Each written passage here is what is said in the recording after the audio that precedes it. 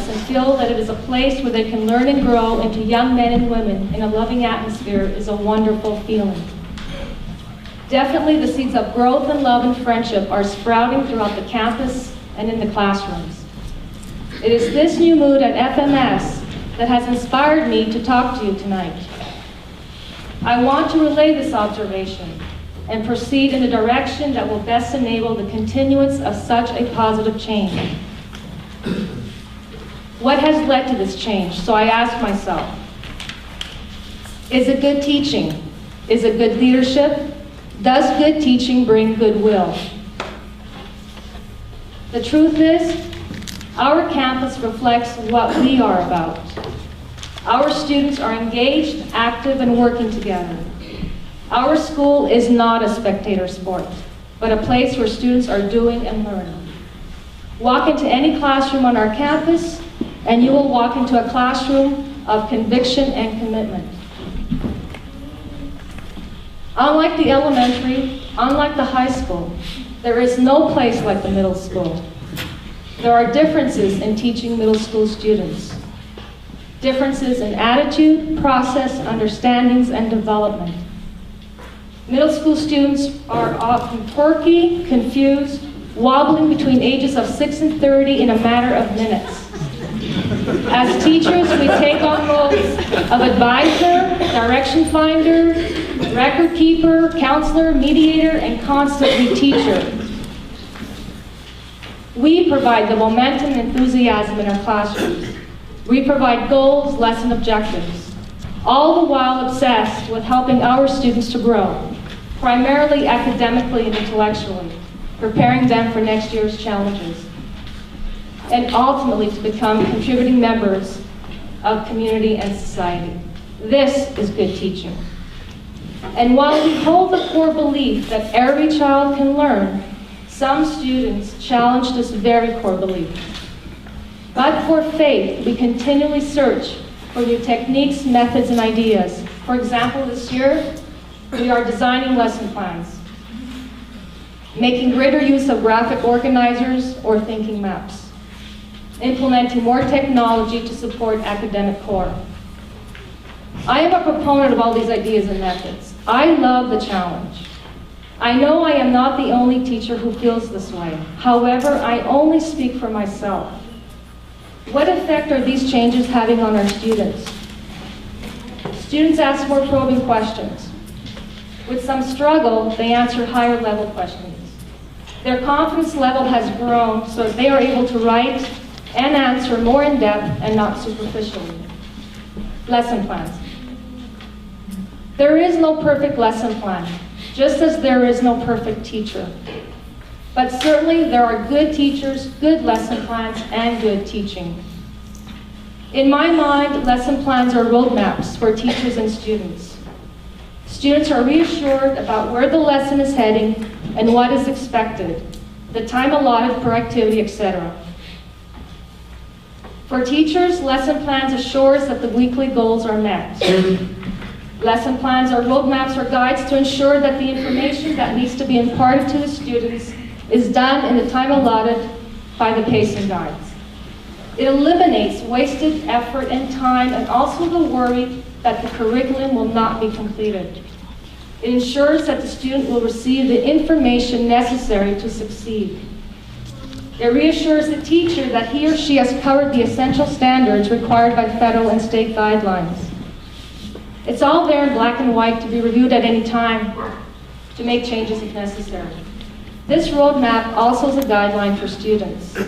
They can see where they're heading and where they've been. It seems that there's one demand after another on our hard-working teachers. We ask ourselves, what's next? How much more can we do? But our teachers here at FMS are remarkable. Give them a challenge and boom, they rise to it and then some. I'm not saying that these lesson plans are a piece of cake, no. But in meeting these challenges, we are agents of change, good changes. And our happier and more successful students are proof of that. With me this evening, I have several students who would like to share their perception, their perspective on what is different, what is new, what is good at the middle school. Good evening. My name is Taylor Wright. I'm here tonight to represent our middle school. Over the past year, there have been many changes on the campus and the classrooms themselves. Changes in the classroom. Lesson plans and graphic organizers are just some of many examples that make learning easier for students. For example, with the lesson plans and goals written on the whiteboard, we can figure out where we are going with the lesson, what we are going to learn, and take out the tools necessary to get through the lesson. I personally like the lesson plans the best. Graphic organizers help to remember the information, and for some kids, the visual effect is easier to understand the content.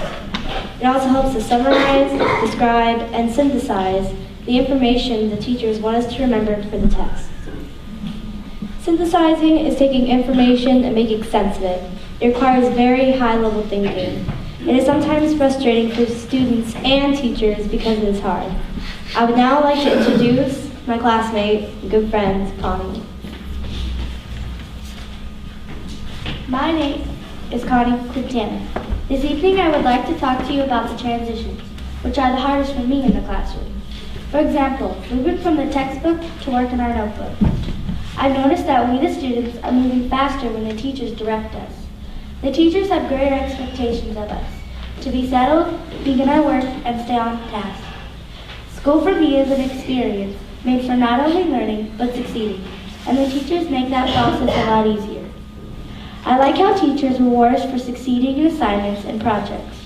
For example, if we get 100% on a test, we get a homework pass or a treat. They further explain what we are going to do before we begin. They support us in whatever we do, and they encourage us to be better students. I would like to introduce my friend Dylan.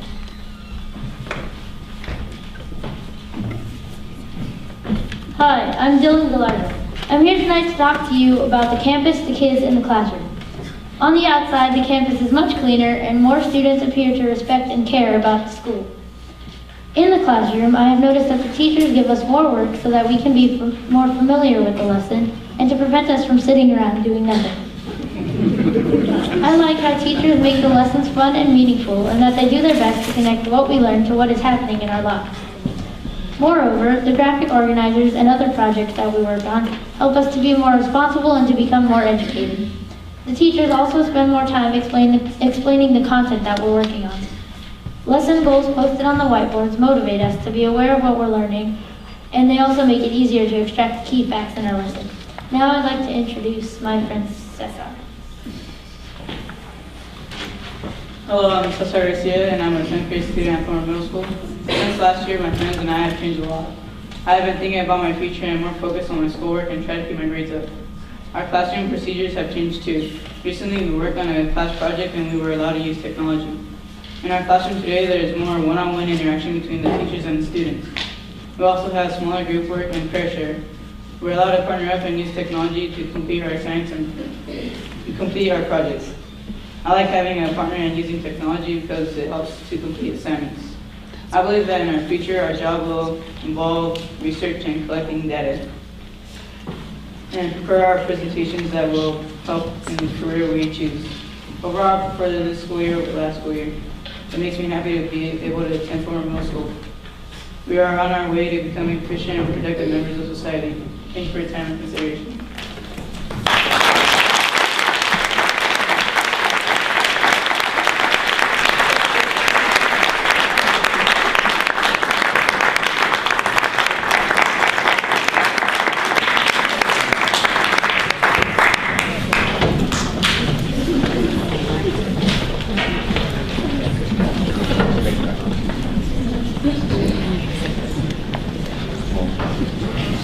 Thank you so much for that presentation, students.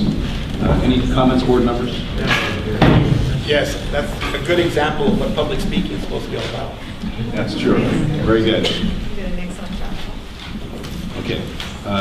No further comments on that. Then we'll go on to item H, which is the superintendent's report. Dr. Nishino. I was going to use my coaching voice, but maybe I better use this thing. I am so proud to be the new superintendent, Fillmore, to watch those kids come up and talk. I didn't even know what synthesize meant until I was in 12th grade. And they're already talking about the meaning of what higher level thinking skills are. And I'm so proud to be here.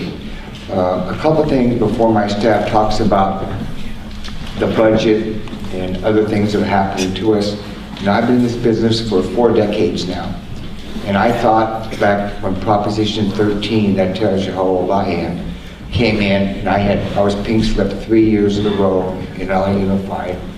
I never thought I would see a day that was as bad, or a time of my lifetime would be as bad as it is today. I don't know if you've been watching the TV or reading the papers or talking to people. It is really not good for education. We're on the brink of some really bad things happening to us that have, Dr. Bush will talk about 5.5 million we've already cut, another 1.4 we have to cut this year. And unless we get our budget together, the state decides they're going to do something, it's not going to get any better, because next year looks even worse. And so I'm not so sure that everybody really realizes just where we are. We're against the wall. There's nothing left. I do want to talk about middle school. It's close to my heart. 10 years of teaching middle school, 2 years as assistant principal, and my wife says I still haven't grown up. Just like I did in junior high. It's a great age. It was the best age for me. I just loved it with the kids. They're just so wonderful and great. And to hear them speak and talk and articulate what they're learning, I could have never done that. I'm just telling you that public speaking is a skill that's going to be absolutely necessary in the future. There is no doubt about it. We're out of the technology era. We are now in the communication era. And it's all about communication and collaboration, and an ability for our children to be able to grow up in a society with those kinds of skills, where they give them the opportunities to do well and be great citizens in this great country. And so, that being said, I'll ask Dr. Bush to talk a little bit about the budget. He just came back from Sacramento, and it's even worse than we thought it would be. That where we are with the budget, I'm telling you, I've never been in a position where it's been this bad. So we'll use this one here. Mike. We have a board. Testing, 1, 2. You go, Mike. Dr. Bush. Mike. Right here. We have a board list. Thank you. Just for you. Thank you, Mike.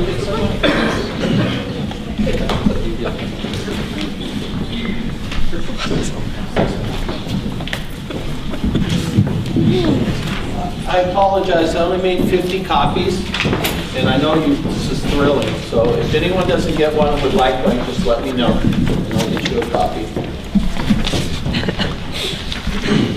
We have gone through 4 years of drastic cuts, and I think it's important to recognize those cuts. In 2008-09, we cut $1 million out of the budget. At the time, our budget was $31 million. We had a reduced workers' comp rate. We cut some categorical services to the reduced revenue that we were receiving and aligned those budgets.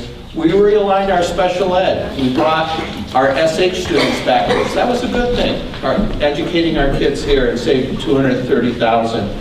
We reduced 2 teaching positions. We reduced a grounds bus driver, reduced a principal assignment, we reduced substitute teacher costs, and we decimated summer school. We did away with it. And we eliminated in-town busing. We used to pick little kids up and take them to school. Now we don't do that. And drive by one of our elementary schools, you can see that. For over $1 million. The following year, because we thought it's going to get better, the economy is going to rise, we cut another $1.7 million. We had personnel reductions and reassignments. Can you push it up a little bit? It's not showing. Okay. There we go. First view. Thank you. Okay. We had an early retirement incentive. We cut site and department budgets. We forego the deferred maintenance transfer, and we robbed $400,000 from categorical programs to support the general fund. These were vital services to our students that we were no longer providing. In 10-11, we started our furloughs. We increased class size. Our employees moved from the highest to the lowest HMO. And our certificated staff moved to the lowest PPO.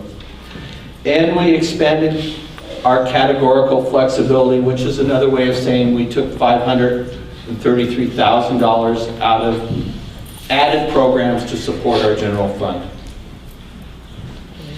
In 11 and 12, 5 additional furlough days. This is current year. We eliminated a mechanic's position. Cool.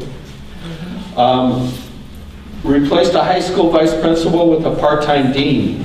Eliminated 1 health clerk. Reduced 2 more teachers. Adjusted facility budgets and adjusted site budgets for $952,000.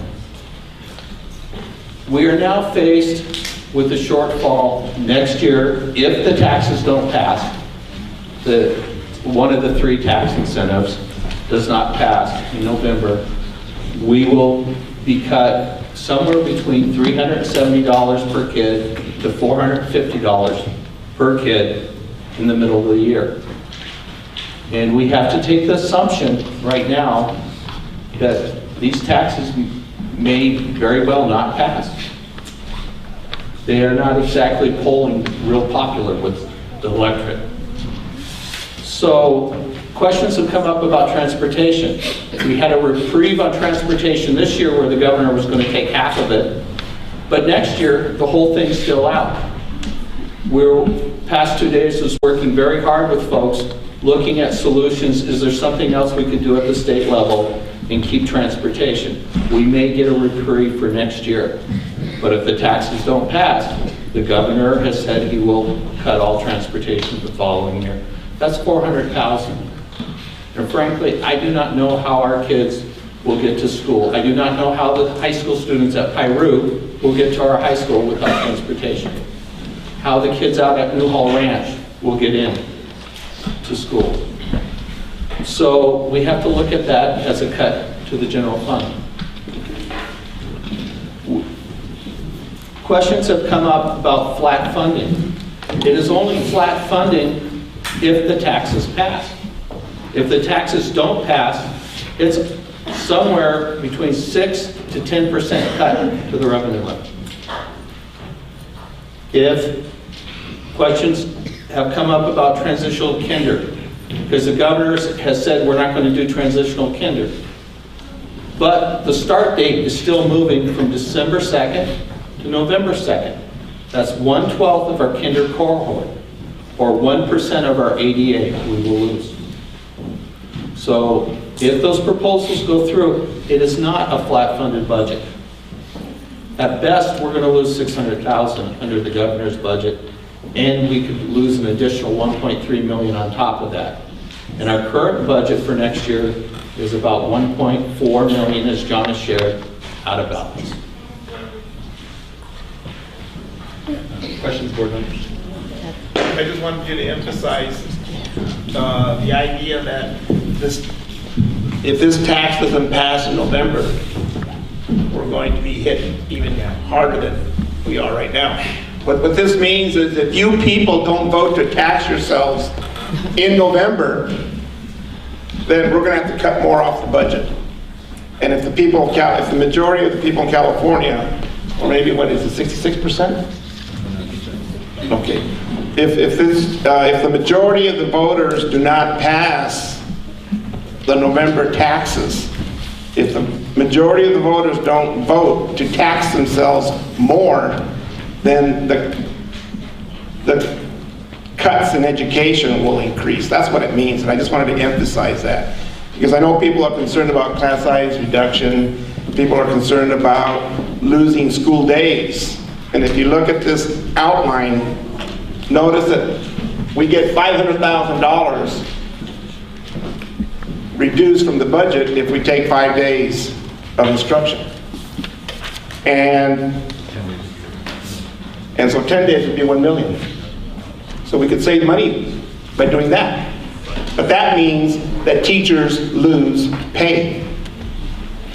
So again, we got to consider those alternatives that we have. I think if you look at the, there was one more area here that I just lost it, another 500,000. Increased class size. If we increase the class size from K through 12, again, we can save about $455,000. But that means that teachers would be teaching 3, 5, or 7 students more per day from K to 6. From the 7th grade on up, it's a little different. But either way, when you look at this sheet, you need to understand where can we save money. Then again, we could eliminate sports here in Fillmore and really save a lot of money there. Well, I don't know how much money we'd save there. I don't have the numbers for that. But you know, eliminating football, cross country, boys basketball, girls basketball, boys baseball, girls softball, track. We might be able to save some money there too, if that's what the people in the state of California would like to see happen. Because those are some of the alternatives that we're looking at. So it's a real decrease in the budget for education, and you need to really put it in perspective. If you don't vote to tax yourselves more, the cuts will go up. They roll downhill. Yeah, if I could just add to that real quick. I mean, really, you know, it's a really unfortunate position that we here on the board are faced with. I mean, the sad thing is we don't create the state problems. Okay, the state is not required to have a balanced budget. We are. If we don't have a balanced budget, we get taken over by the state. But yet, for them, if they don't balance their budget, they get a free ride. So what ends up happening is we here at the local level end up cleaning up the mess that's created at the state level. And so what you're seeing here is now 4 or 5 years of us cleaning up the mess at the state level, and also a result of the economy. So again, nobody up here wants to see these cuts. I mean, my kids, my daughter went through school, she graduated. I've got 2 daughters right now, one in high school, one at the middle school. The last thing I want is to see us cut teachers, cut programs. This is an absolutely awful situation. And you know, in the past, one of the great things about Fillmore has been that we've kind of pulled together and tried to bear the burden together as a community, rather than singling people out and kind of splitting ourselves up. And that's one of the great things. So, you know, what we're doing here by some of these resolutions is we're really talking about leaving flexibility for the school board and the financial situation we're in. And it doesn't close off other options. It just means that these are options that we have to look at. Our backs, as Alan said, our backs are up against the wall. And if we don't do something now, if we don't act, then we're not doing our fiduciary responsibility to the taxpayers and to the community to keep the school district solvent. So, you know, it's terrible, and I'm sorry to have to be, bearing this bad news, but it's something we have to face, and we have to face the facts. And as adults, that's what we teach our kids: face the facts first, and then you can solve their problems. And so that's what we're doing here. We're being very open about this budget. If you've been present at any of the previous board meetings, you know that this is a message that we've been getting from the state for years, literally for years, is the terrible situation we're in. So, it's a horrible situation, but we have to face the facts. So, with that, I don't know, Dr. Nishino, if you had any other comments or? Just a couple. We've been kicking the can down the road, as Governor Brown was talking about, for years. Nobody wanted to make a stand. If we would have made the stand 5 years ago and did the things that we needed to do and not have legislators play their games, we wouldn't be sitting here today talking about doing things that are just nauseous to us. I really think that this is, I talked about this about 3 years ago when I retired. Fiscal Armageddon, we're getting there. We have to really be careful. We have to really do it, and we haven't stepped up. We still haven't done it. As a state. As a state. And so all the burden, local control, when there's no money, it's local control. When there's money, the state wants to control it. Just remember that when the money comes, see what the state does with it. It's happened every single time. When there isn't any money, it's on the local control people, boards. When there is money, the state tells you where to spend it. And that's how it's been for the last decade. So I'm hoping that, and I hope it's not a strategy, but I think our legislators have to really step up and solve this problem. The burden is getting too big for us. It really is. And public education, in my opinion, is sacred. We need to keep it. And we can't do it when they keep hacking away at us. So whatever you need to do, whether you vote for the propositions or you don't, and you vote your conscience, just remember that we're really talking about cutting people's lives and hurting our students for the future. I really believe that. So that being said, Todd, do you have anything else under the? You'll wait for your thing. Okay, Mike is going to wait. We're going to wait for your presentation. Work, Mike. I'll line it up. Okay, great. Okay, so with that, that ends item H. We're going on to item I, which is the consent agenda. Consent items. Items on the consent agenda are considered routine and will be enacted by a single motion. None of the items will be discussed unless a board member or member of the audience requests the discussion. I need a motion to approve. So moved. Is there a second? All those in favor? That was Dave. Dave got the second. Okay. Motion passed 4-0. We're on to item J4, and Michael, if you would please come forward and present to the board.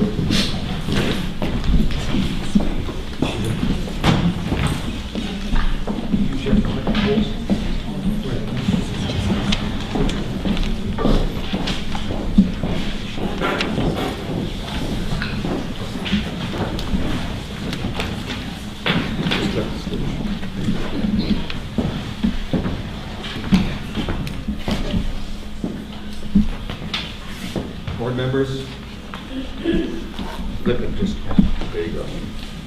Board members, Dr. Nishino, and ladies and gentlemen, this presentation is going to be on the revised graduation requirements for Fillmore High School.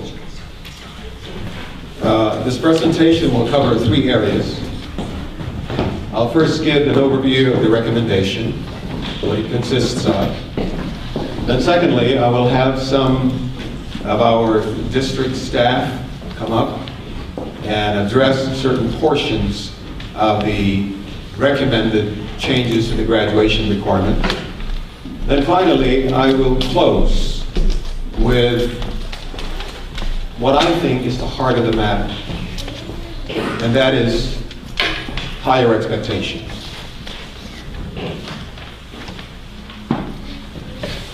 The overarching principles that we use to review the graduation requirements are contained in these 3 main areas.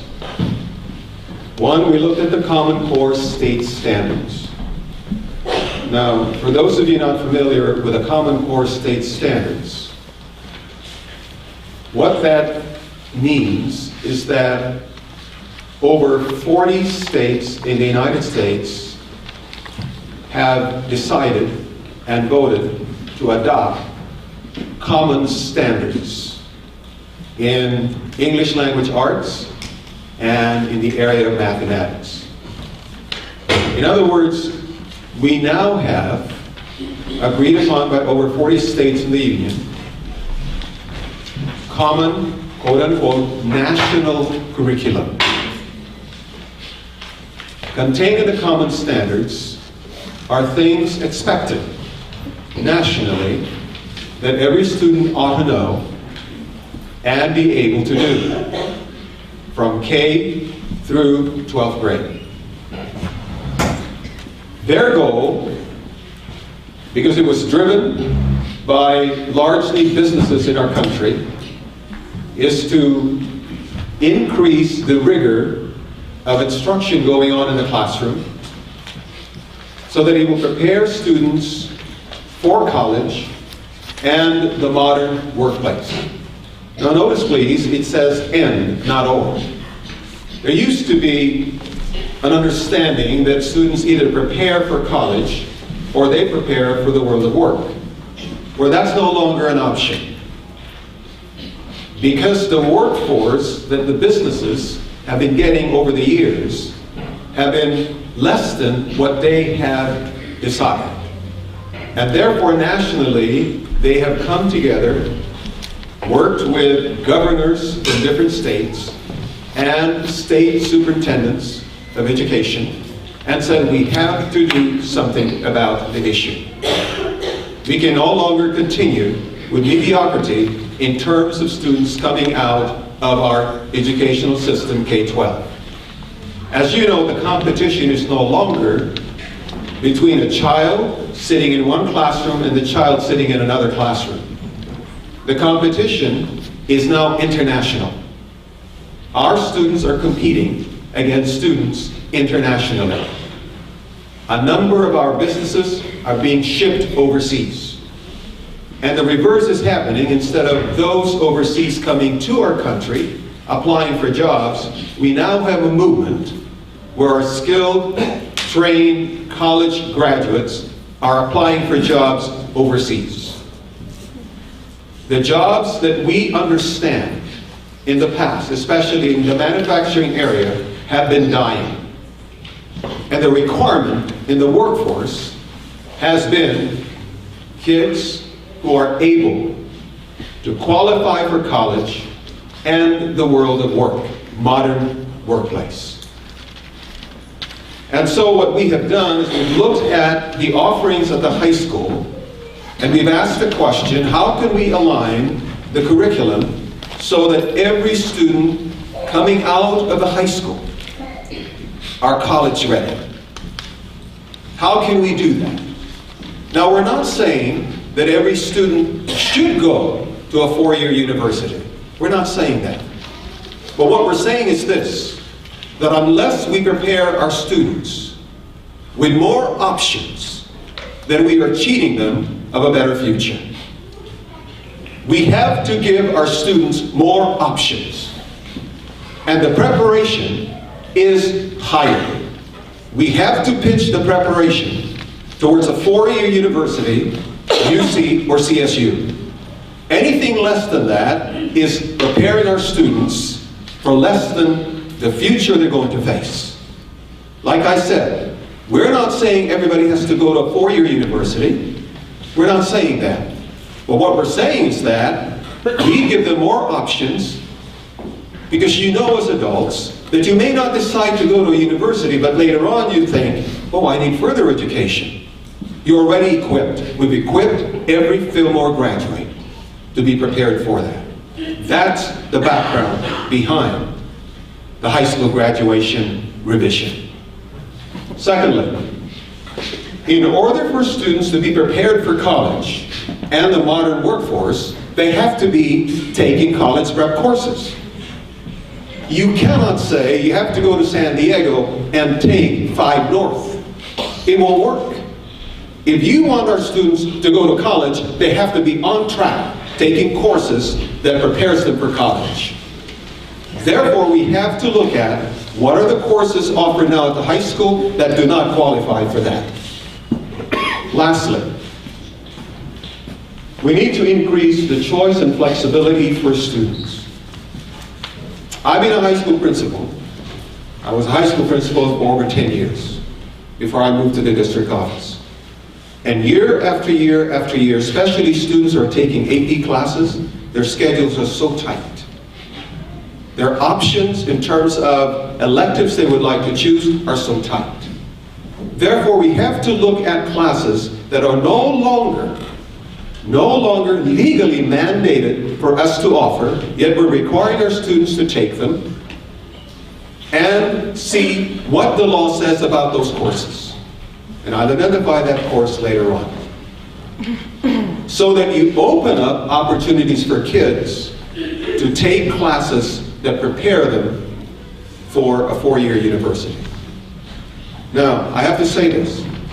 The assumption here is that we are coming at this with high expectations for our students. I'm going to say that again. We're coming at this with high expectations for our students. We believe that Fillmore students, every single one of them, can make it. We believe they can complete these courses that we are proposing and make it and prepare for college. That's the basic assumption behind these.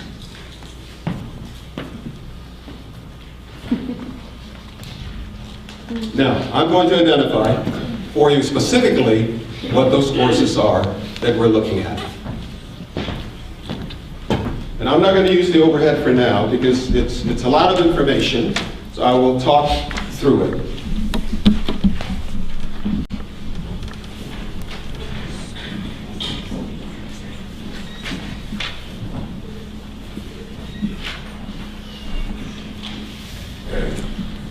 And I'll identify each course one by one. Those that we are not suggesting be changed, I will identify for you. And those we're suggesting that we need to examine, look at, revise, I'll identify for you. And I'll give you the rationale for each of the recommendations. English. The district requires currently 4 years of English to graduate from high school. We are not changing that. We're asking that that stays the same. Mathematics. The district requires 3 years of mathematics to graduate from high school.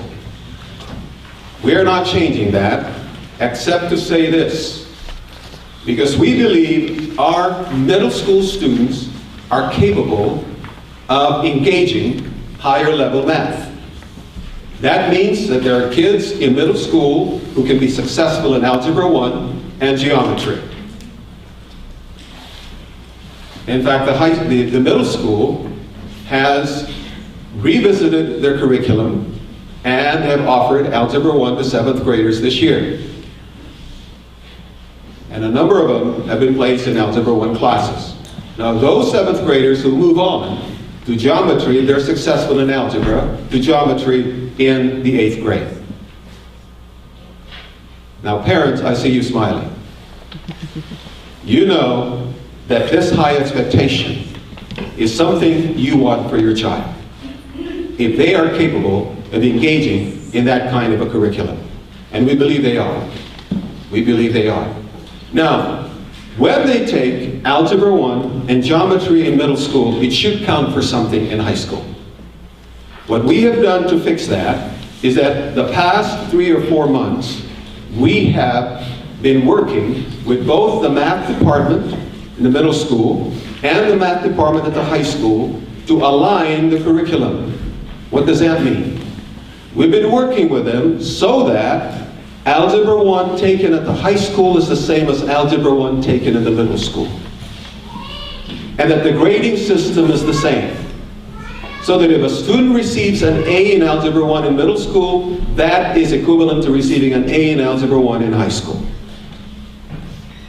So a student then who takes Algebra 1 in middle school and is successful, what we're recommending is that one of the 3 years of math required to graduate from high school be considered in that one of them.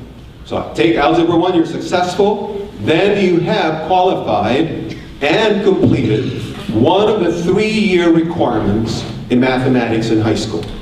That doesn't mean, however, that your credits are reduced. No, you still have to complete 230 credits to graduate from high school.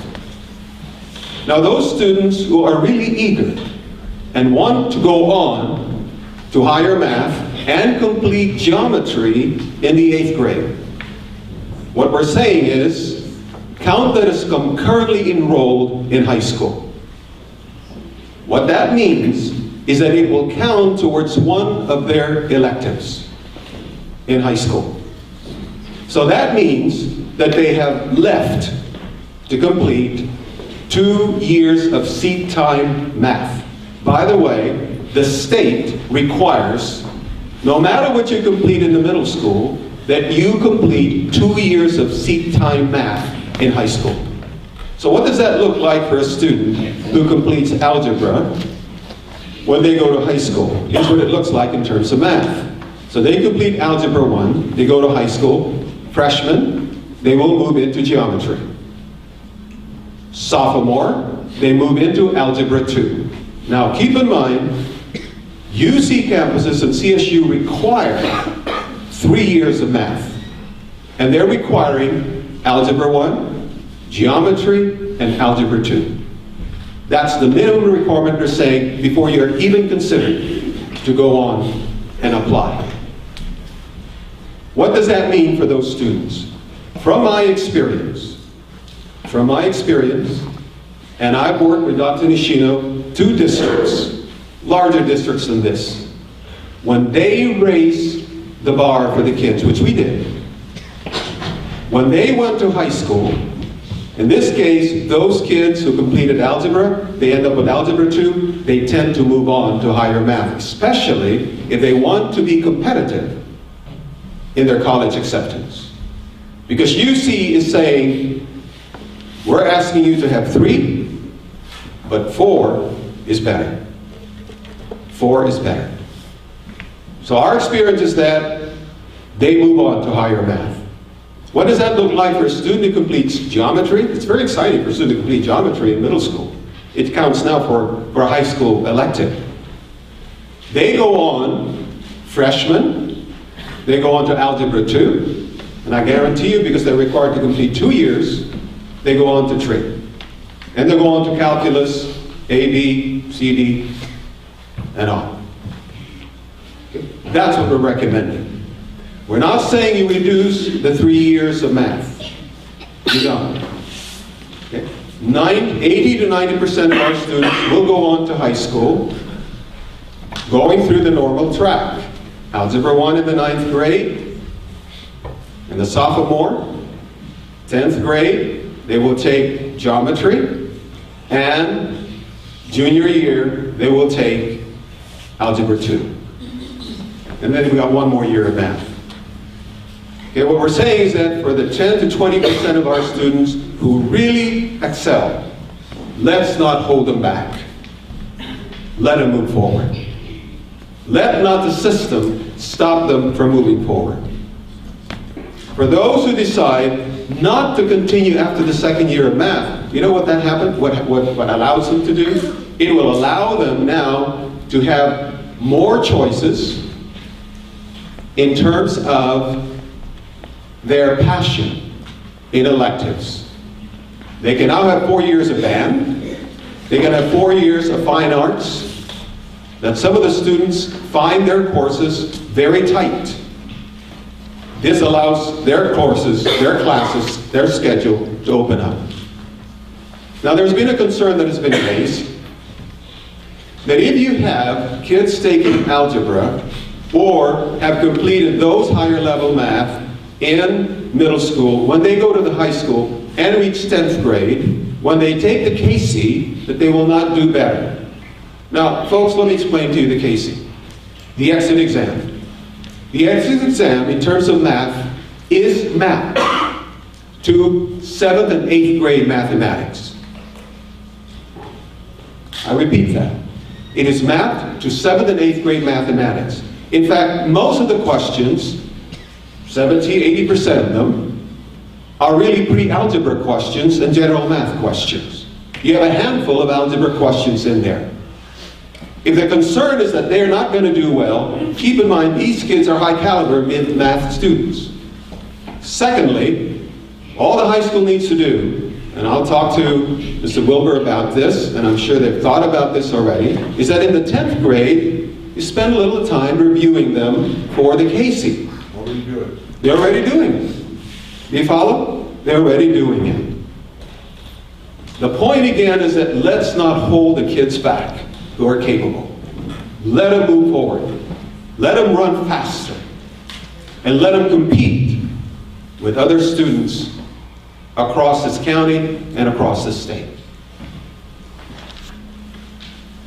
Let me move to science, social science. Social science requires 3 years. We're not saying you change anything in social science. Science. requirement for our district to graduate 2 years of science. The state requires a physical science and a life science. What we're saying is this, however, in terms of the course offerings, that any science offered at the high school level must be lab-based. Why? Because UC and CSU will not accept any science that you take that is not lab-based. So what does that mean? Students then will start in the 9th grade with biology. 9th grade with biology, that's a lab science. We've asked, and Mr. Wilbur, along with our science department, he's going to come up later on to explain to you what he has done in this area. Okay? They're looking at courses that are lab-based. We've eliminated earth science. Earth science has been offered at the high school level as a second year of science. It doesn't go anywhere, folks, in terms of a 4-year university. It is not a college prep course. It is not a lab course. And so we're saying that earth science ought not to be offered anymore. It has to be chemistry, geology, and he will come up and explain to you what other courses they're trying to look at. So that's what we're doing in science. Physical education. Part of physical education on our graduation requirement is the health requirement. It's a comprehensive health program. It's been offered in the district for a number of years. A number of the districts in the county still offer them. Here's what we're suggesting so that the students' choices are opened up. If you look at the law, if you look at CDE's requirement, it does not require legally that you offer a semester of health science. Is it good? Of course it's good. We're not saying it's a bad course. Absolutely not. What we're saying is, because we're trying to gear kids for college, make sure that the courses they take will take them there. Out of the health course, there's only a portion required by law, and that is HIV and AIDS. That's required by law. And the law also says you can teach it anywhere you want to embed it, as long as you have somebody qualified to teach it. And if you don't have somebody qualified to teach it, you can invite a speaker to come in to teach that particular portion. Now, Mr. Wilbur will address that in a moment. So we're saying that we need to relook at health requirement. It is not required by law. Take that portions that required and embed it where it is appropriate. Foreign language. This is a big one. We're requiring that students, before they graduate from high school, take 1 year of a foreign language. That wasn't required before.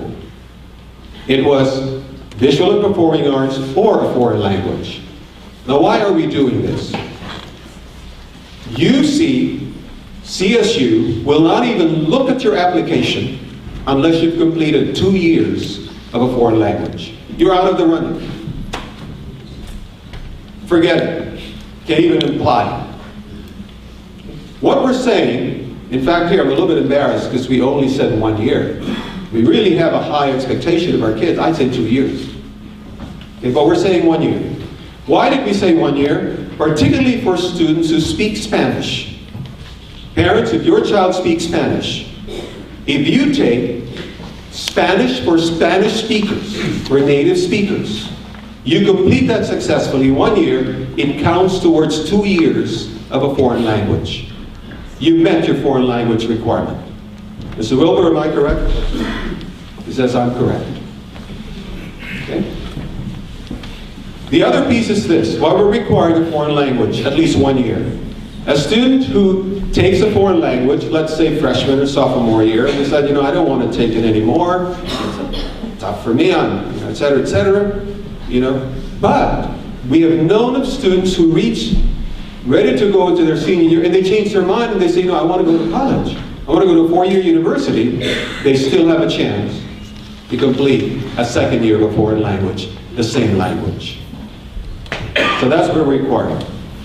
There have been objections as to, oh, we're going to increase students who are at risk, particularly the students who are continuation high school, our special ed students, the students who are transferring in. Let me address the students who are transferring in. I want those students who are transferring in to know that Fillmore is preparing our students for college.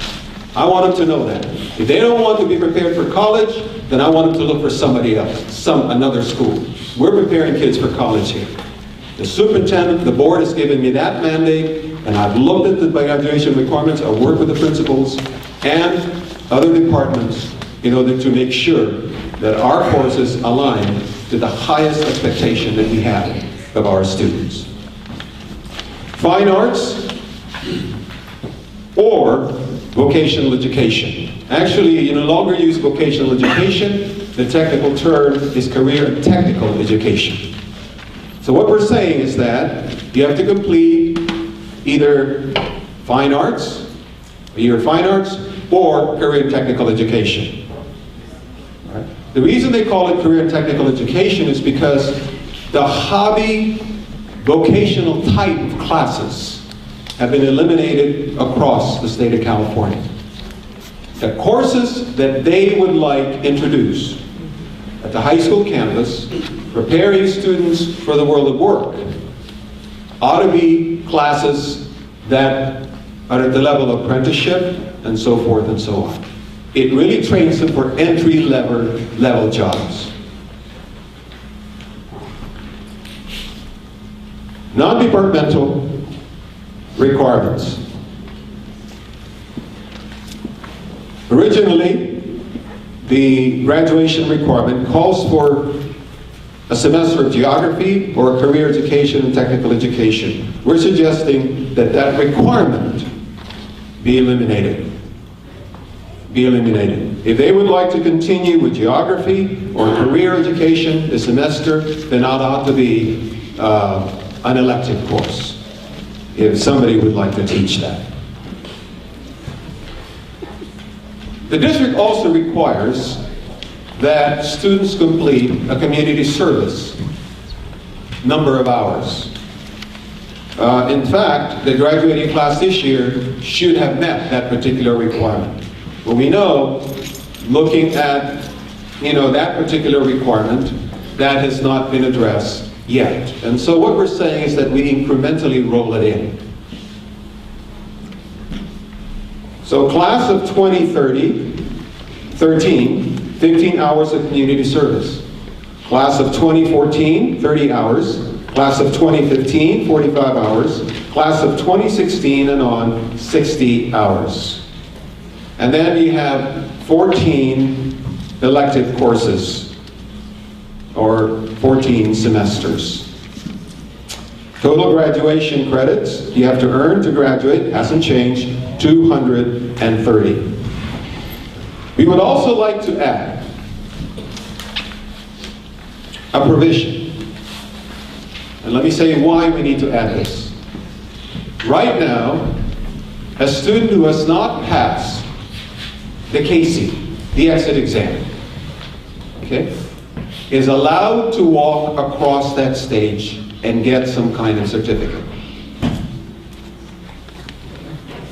My experience has been, as a high school principal, students who are allowed to walk across the stage not having completed all of the required high school graduation never come back to complete it. And usually, nobody knows. When you apply for a job, they ask you if you're a high school graduate. They don't ask for your diploma. They just ask you if you're a high school graduate. You don't have to prove it. You don't have to show evidence. What we're saying is, even though we only have a handful of students year after year in that category, what we're saying is you cannot walk across the stage. It's starting the year 2016. Any graduate who does not pass the high school exit exam, which is mapped to a middle school math and to a 10th grade English language arts, will not walk across the stage. That's what we're saying.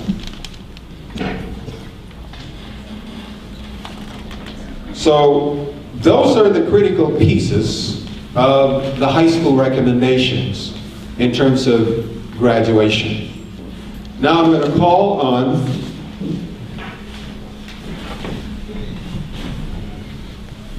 I don't know why this thing keeps asking me when I connect to Wi-Fi. I don't. Yeah.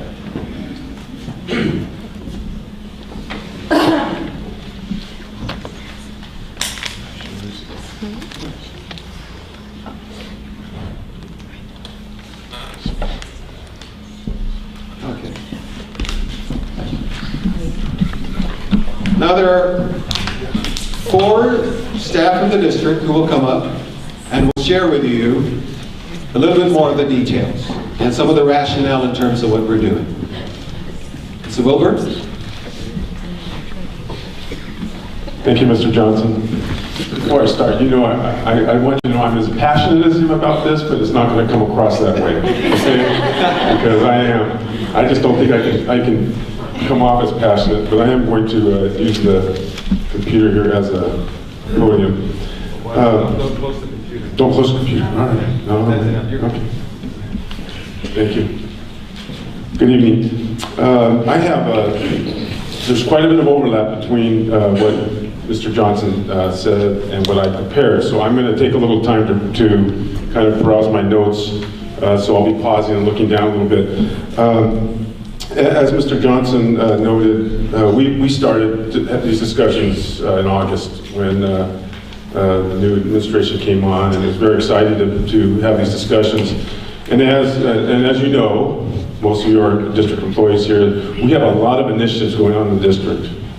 And so task forces and different things going on. And as we met, the graduation requirements would slowly form as we work with the math departments, or as we would meet, and I would begin to meet with different departments. And so it didn't come together until just recently, to be totally honest with you. And I had an opportunity to share with our leadership team at the high school before the break and at our site council this week.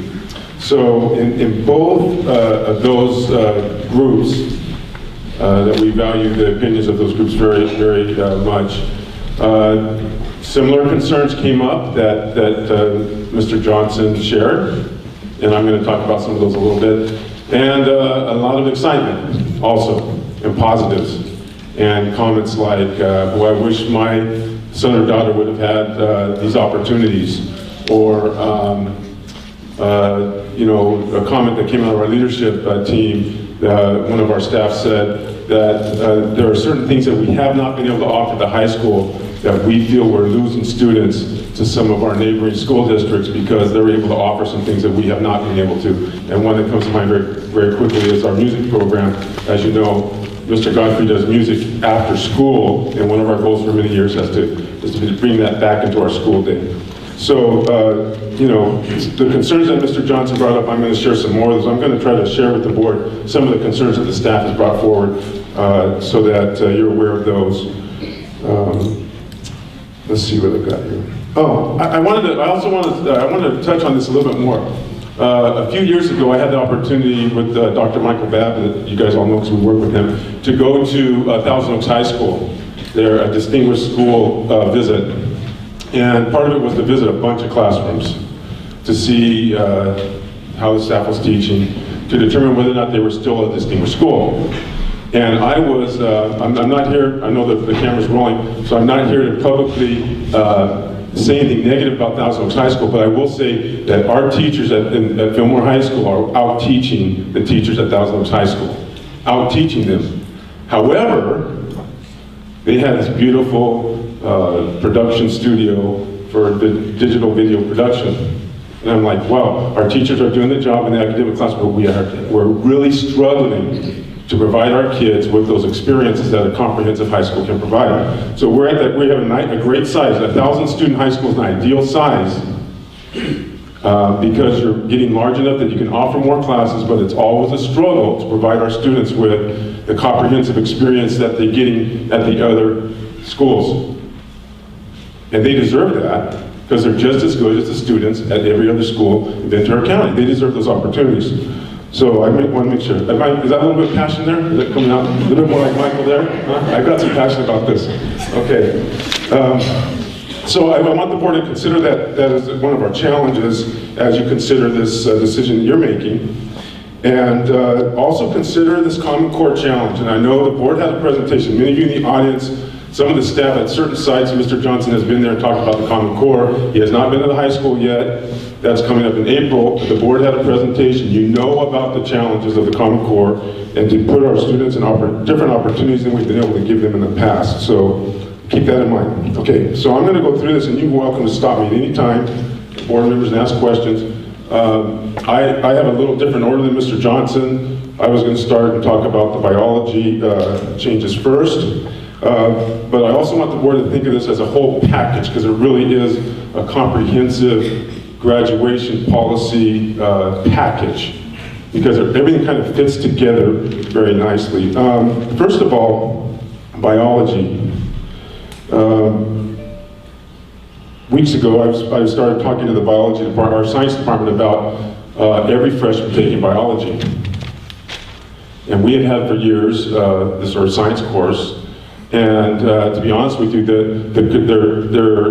there's some excitement and concerns. The concern is, will every freshman be ready and be prepared and be successful in biology? That's the concern.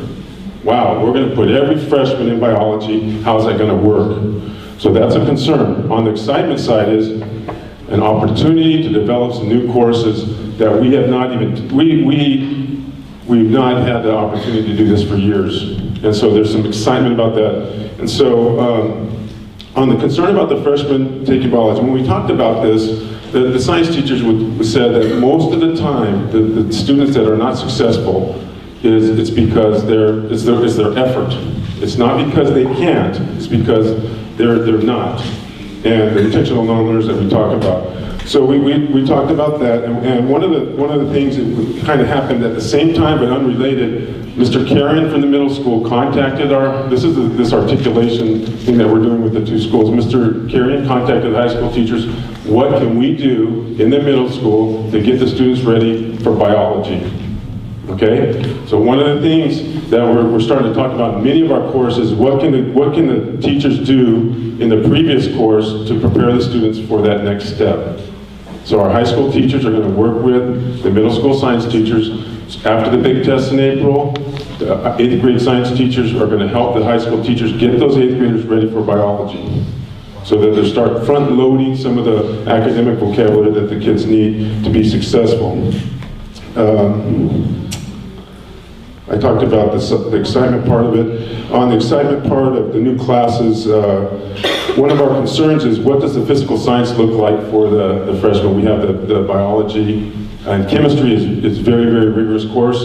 Physics is a very rigorous course. We have a .5 geology class that's tailored after a Northridge geology class, and they're talking about looking at a college prep geology that's a lab science, but not .5. So there's some interest in that. We also have a science teacher who is into marine biology and very interested in that. However, that's on the biological side again. So it doesn't fulfill the physical science. Oceanography is, of course, that would. So we're not there yet. The science department realizes they have some time, because we're talking about new courses being ready a full year and a half from now. Because next year, all the freshmen would be in biology. The new courses don't need to be ready until the full following year.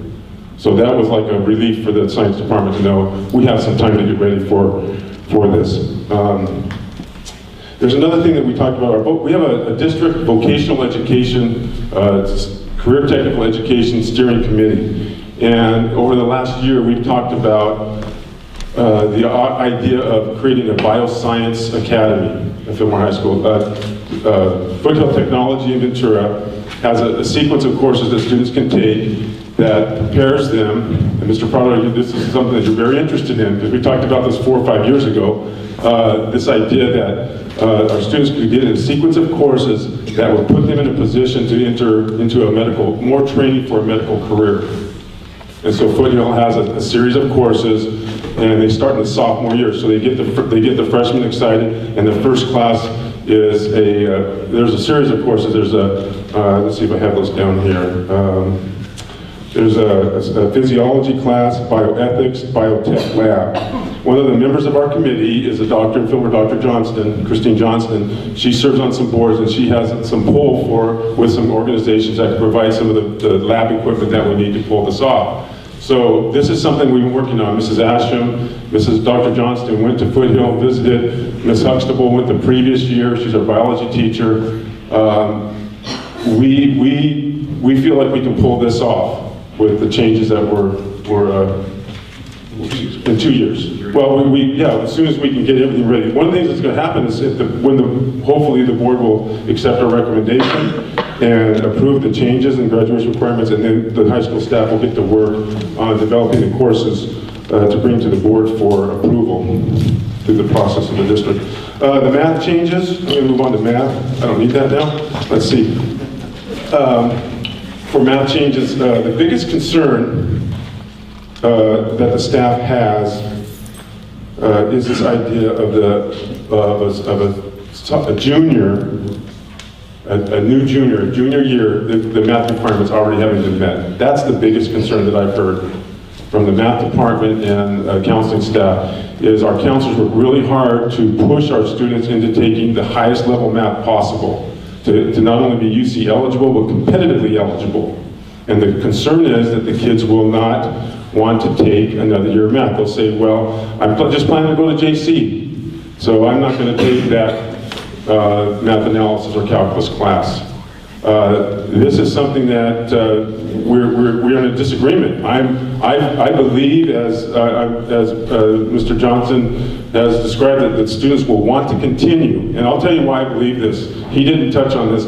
I think that the middle school is going to create a cultural change in our students that they haven't had in mathematics for many years, that I've seen. I was visiting, I was down for a part of the AGB. I got to visit the middle school earlier this week.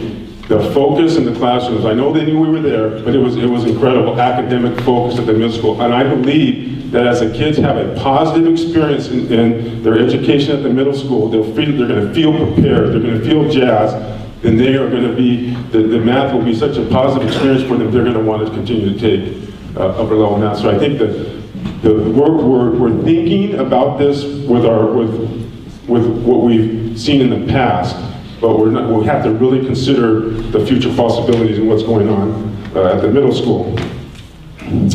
Let's see. Let me check the notes here. Oh, and I think that the board had Mr. McMahon and Mr. Fisher's presentation, remember? A few weeks ago. If that's not enough to get you to see the passion of the cultural shift that's happening, that's probably one of the best things I could say. Oh, how are we going to support the kids?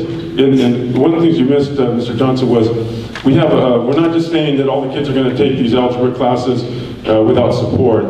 The district has been working with a gentleman from Northern California, Phil Gonzalez, who has a summer school. It's an algebra boot camp, algebra bridge program that we're going to institute in Fillmore this summer. So any middle school student who is going to go to algebra in high school will be required to attend summer school through this program to get ready for algebra. Any middle school student who is going to go to take 8th grade algebra will be mandated to attend this summer school. Any high school student who has failed algebra will be required to attend. So there's some real support for our students in math to get them ready to have a more positive experience and to excel. So I want to make sure that we had that support was mentioned. I'm going to go on to foreign language. Any questions? No foreign language? The biggest concern that we came up, that the staff raised on foreign language was our special ed population and whether or not they would be able to handle another academic class. And Mary Williams is going to speak about that, so I'll cut that now. The other thing, and Mrs. Asham pointed out to me, that over 80% of our seniors have completed foreign language without any requirement. So this is not a big deal. The one-year requirement will not be an impact issue at the high school. And I looked at those 21 seniors who had not taken foreign language, and I said this, Ms. Ashton, I said, it's too bad that those students didn't have that experience. There's a couple students I know really well that should have had the experience of learning a foreign language in their 4-year experience at Fillmore High School. So I'm really excited about the foreign language requirement. Let's see. Okay, elimination of health and career tech. This is pretty controversial, as you all know.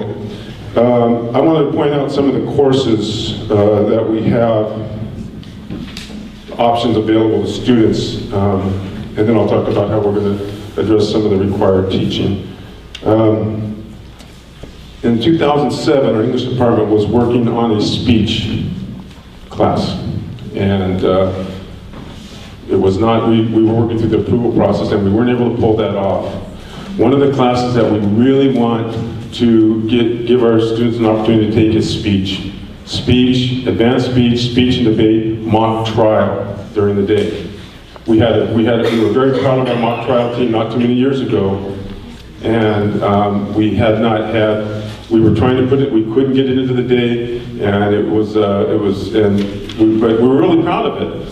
But we see this as an opportunity to bring some of those classes into our day and give the kids an opportunity. So we have a geography class that's a semester long. I want the board to see that we have a plan here. We have a geography class that's a semester long that could go with a speech class. So a college prep student coming in from the middle school could be experiencing some of the things that these youngsters were doing here tonight in a speech class, paired up with geography, because you know how that's a big concern in this country, that our students are geographically illiterate. That's a great point. Both .4 classes, rigorous experience for them, okay? That would be one option. Maybe it's the kids that really love the speech, it could be speech and then advanced speech. And those kids that go through that advanced speech could be the kids that end up in mock trial the next year, in a mock trial class, because that mock trial is a very, very demanding, some of you know are nodding because you've had children who've gone through mock trial.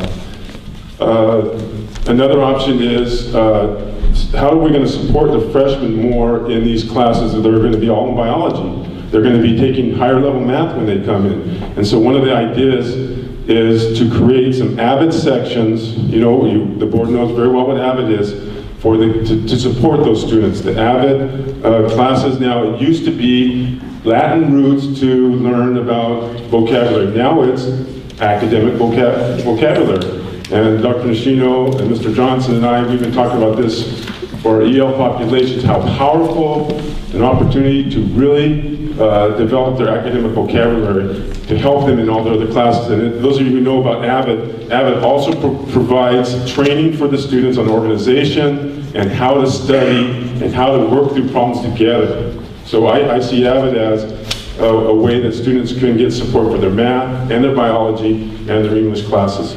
The third area would be our traditional classes that we have. Bringing in music during the day, where freshmen can be in band during the school day.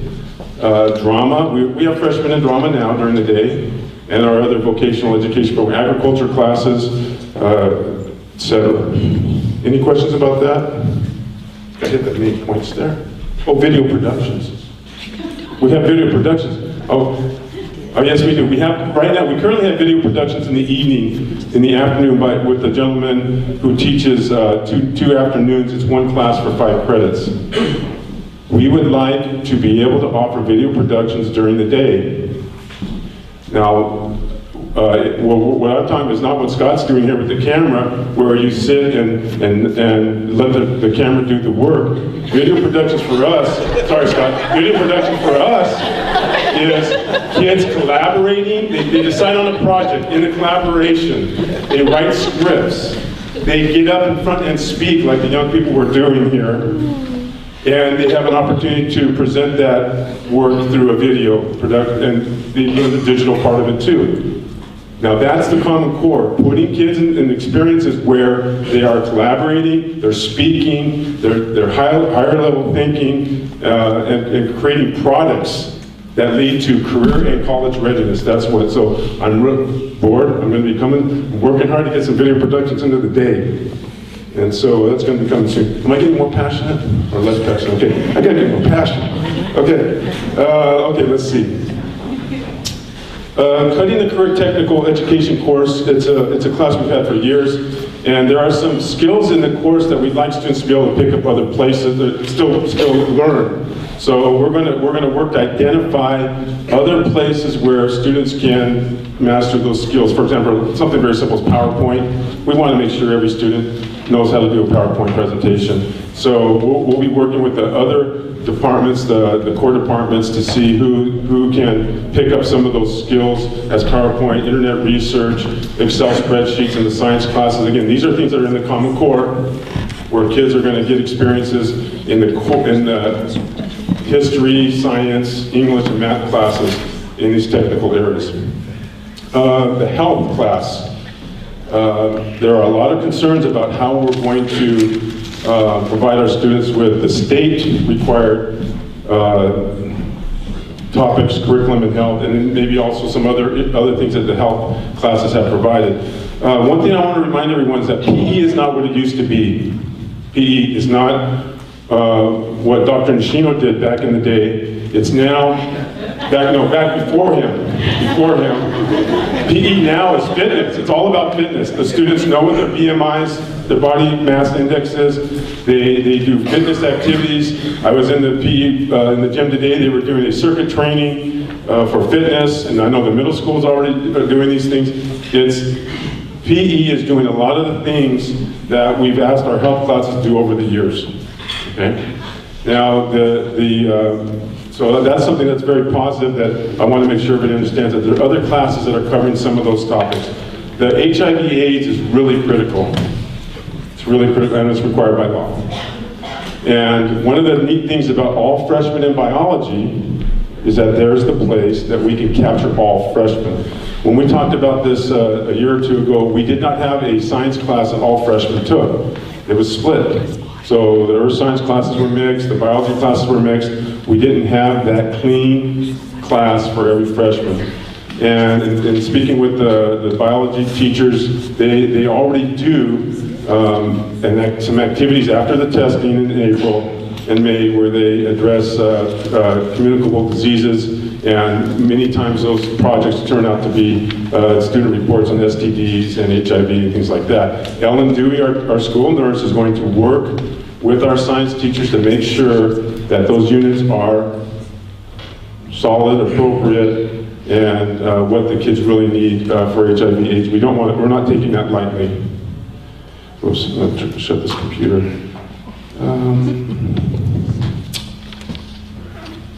Okay, I know I've gone here a long time, and I'm not as passionate as Mr. Johnson, so it's not as entertaining. Okay, let me just stress a couple things. And Mr. Johnson, I'll just repeat what he said. More options for students, opportunities to get music back into our day. We will be bringing new course adoptions to the board once this is approved, and there's going to be a lot of them. We're going to be getting to work on this so that we can have this curriculum in place as soon as possible.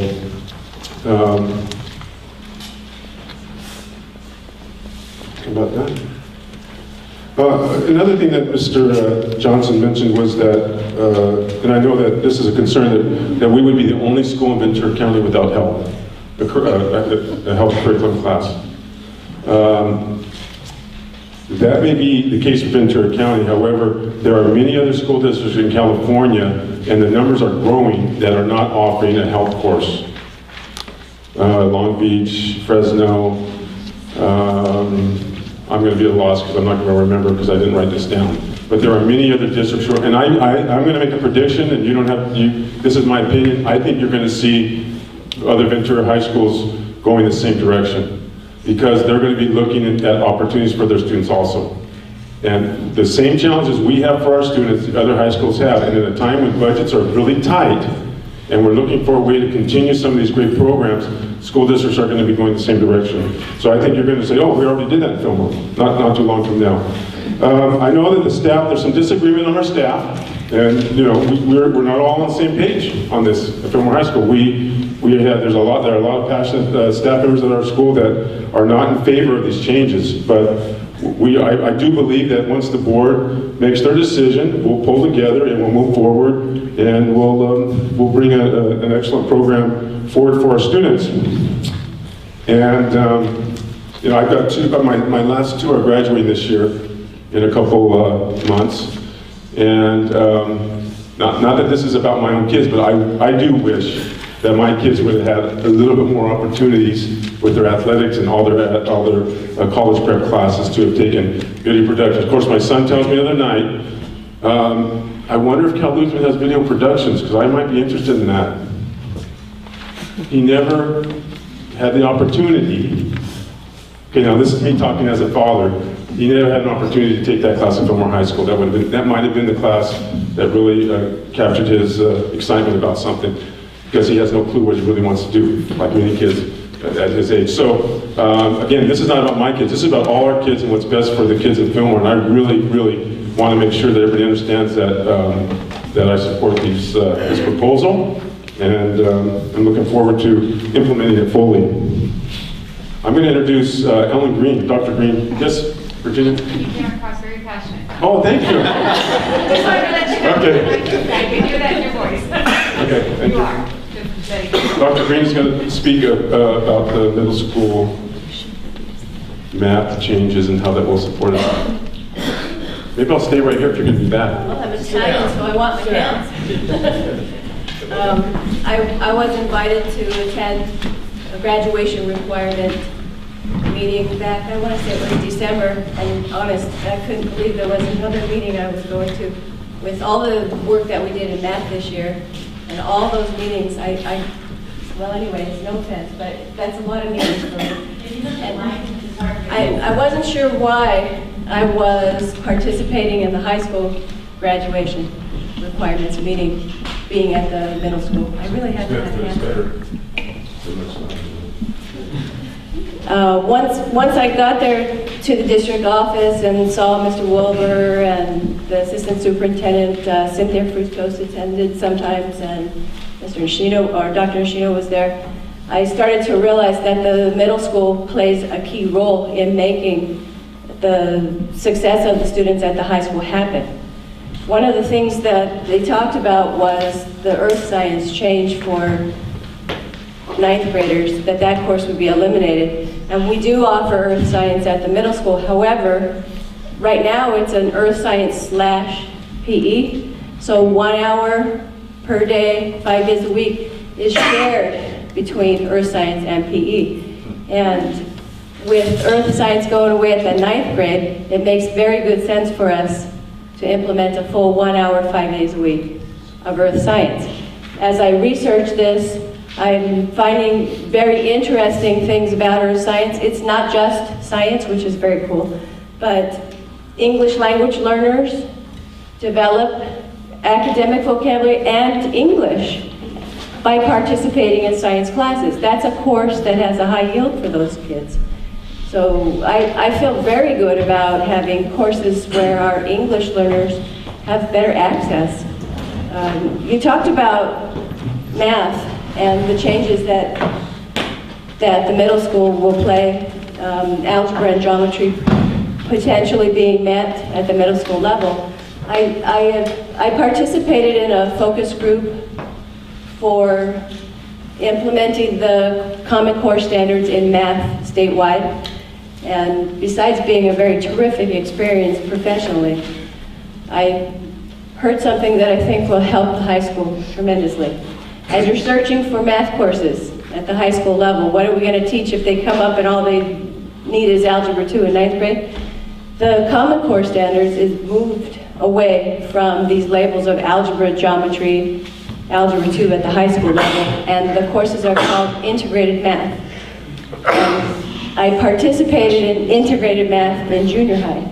I had 7th, 8th, and 9th grade of integrated math. It was a pilot program that was done through the University of Chicago. I have the worst memory in the world, but the experience I had with CCS, MCIS math in junior high was so terrific that to this day I feel like that was what led me into studying mathematics.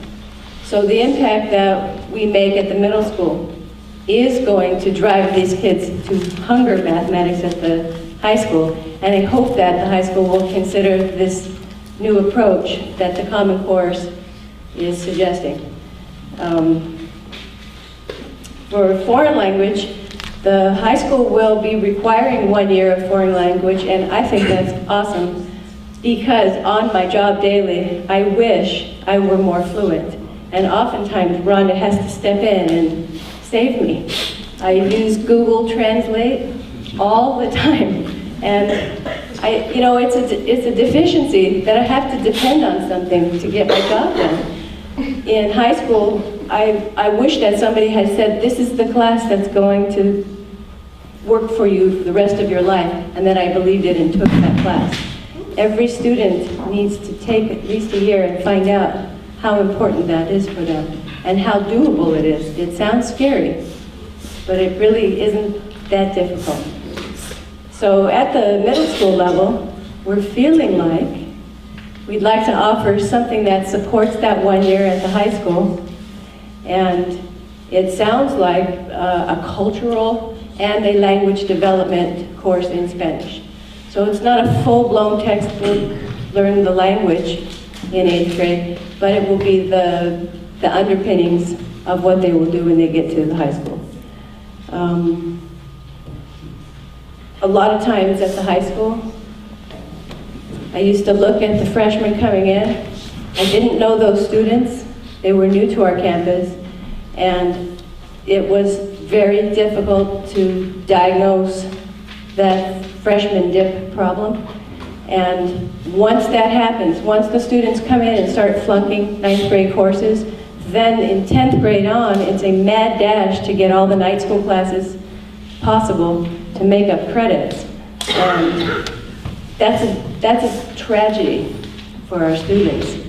So at the middle school, it's my philosophy, and I'm trying to make it popular, that smart is cool. I say I always want to do something smart. I want the walls to have smart things on them. I want the kids to be doing and talking smart in the classes, and I want to get rid of the slang and all that, like what the heck, you know. I'd like to hear, so what do you think about? And when I listened to these students up here tonight, they weren't coached. That's how they're talking. They're talking about the use of graphic organizers. That's academic vocabulary. They're talking about analyzing, synthesizing. That's 3 or 4 months in the making. We do this for a couple of years, and you're going to have to kick it up there, because they're going to go hungry. Okay, I'm trusting you. Technology is, I think, as adults, I think we're taking technology for granted until we can't do something on our computers. And then we're begging somebody to come over and fix it for us or teach us. Our kids. Sometimes. But what I'm starting to notice is that there's a large number of students that do not know how to copy a sentence and paste it into another document. There's a large number of students that they're just not comfortable with Word or making a PowerPoint, and you have to have those skills. I've had to make PowerPoints this year. I've had to write the newsletter and send that out. If I can't use the computer, I'm in a world of hurt here. And our kids, they all need to get to that high school with those skills. So that's a course that I think on my wish list that we're hoping to implement. I want to tell you just for a second that as part of our AGB process, we are visited twice a year, and it is so stressful to have this team come in and pick us apart. It is the WASC accreditation, but it's done at our site. The purpose is to make us better. And we have a visit coming up in another week or two, and it's our final exam. We had the first one back in October, and it was awful. The stress level was awful. And we've been doing so many good things that it's been my desire for the teachers to hear, you're doing well. You've made some positive changes. They're going to see that when they come back. So I invited the principals to come in, and for maybe it was 2 days ago, had a nice posse of administrators, and we went to some of the classrooms, and I could see it on your faces. You were impressed, and the staff knew it. They could tell. I'm not telling you that we're there and that we're polished and perfected, but I'm telling you that school looks different. So I'm offering, if you'd like to come see, our doors are open. Our doors are open to the public. You come in and sign in, and we'll take you on a tour, and we'll let you see what's going on. You will be impressed. What those kids did here tonight is what's going on in the classrooms. They are going to be ready.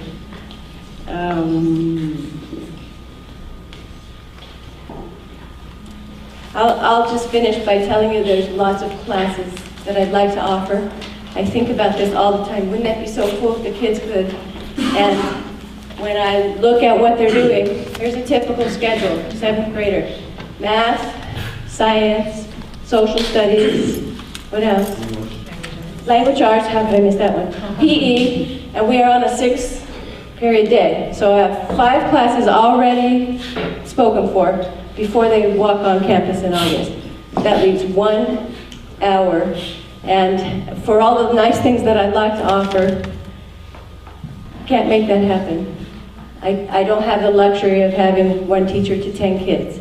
So someday when the budget turns around, we're going to offer a whole lot more electives-wise. But for now, we're looking at improving technology use, being ready for the foreign language, and pumping up the academic vocabulary. Who's on next? One sort of hold it 10 minutes. John just took everybody's time. The personal time just took everybody's time. Good evening, buenas tardes. My name is Cynthia Frutos and I am the principal of Sierra High School. For those of you who don't know what Sierra High School is, that's the high school formerly known as C School. Why is the name change? The name changed because it was a program change. And someone said earlier, was it a painful process? No, it was a necessary process. So in the transition with the grad changes, it's a necessary process. What does that mean to alternative ed? And let me just make a correction on this, where it says my name. I'm also principal of Heritage Valley Independent Studies. There are 2 programs that are alternative ed programs. So what are the changes and the implications for our alternative ed students? Well, it will be a challenge, but it's not going to be impossible. I welcome the change and I support it because our students will be better prepared for college and the workforce. That is extremely important that we prepare our students. As I go through and I look at some of these changes here, and I only got a few minutes, so I will make this quick. Thank you, John. You're welcome. We will need to work closely with our site staff to first and foremost figure out how are we going to implement these changes, as well as working closely with our human resource department to ensure that the proper credentials are there with our teachers, because I want to make sure that we have the best teachers there to work with our students, as well as working with our assistant superintendent of curriculum and continuing to work with the high school so that all of our students' needs are being met. In particular, when there are certain classes such as math, what does that implication have on many of our students who have not passed the exit exam? So those are the questions that I have written down, and that I will be working closely with our assistant superintendent of curriculum as well as the high school to find out what are the math courses, programs, preparations that we will be able to utilize to work with our alternative ed students. Additionally, when it comes to the foreign language requirement, we used to have a program, an online program, the Odyssey program, if you're familiar with that. Our students did extremely well. Extremely well. Remember, these are alternative ed students that normally don't find success in many of these college prep courses, but they did well, possibly because many of them have a foundational grasp of the Spanish language. So Spanish 1 as well as Spanish 2 were courses that they actually took to fulfill that requirement. We've been working closely with John and I, as well as with Dr. Nishino and Michael Johnson, and looking at online courses that will also be an alternative for our students to utilize if they, for some reason, are not successful taking those courses at the high school.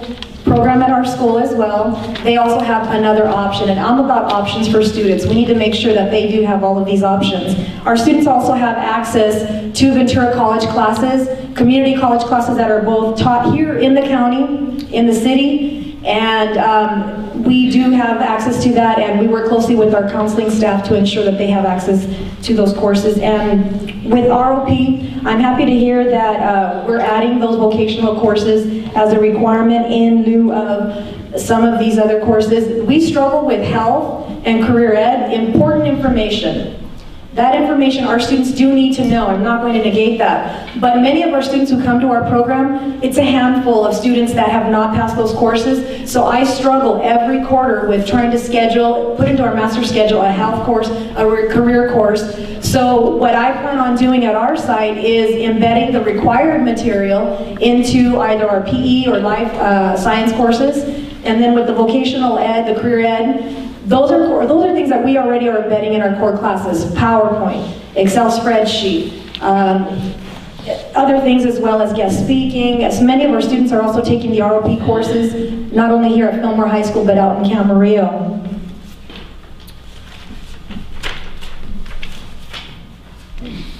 But what I wanted to end with is we will be working closely with the high school to remain aligned with Fillmore High School so that our students have access to transfer. Many of our students are transferring back to the high school. They are well prepared, they remain on task, and they're on leveled educational courses. So it's important that we keep that collaborative effort together, in which we are.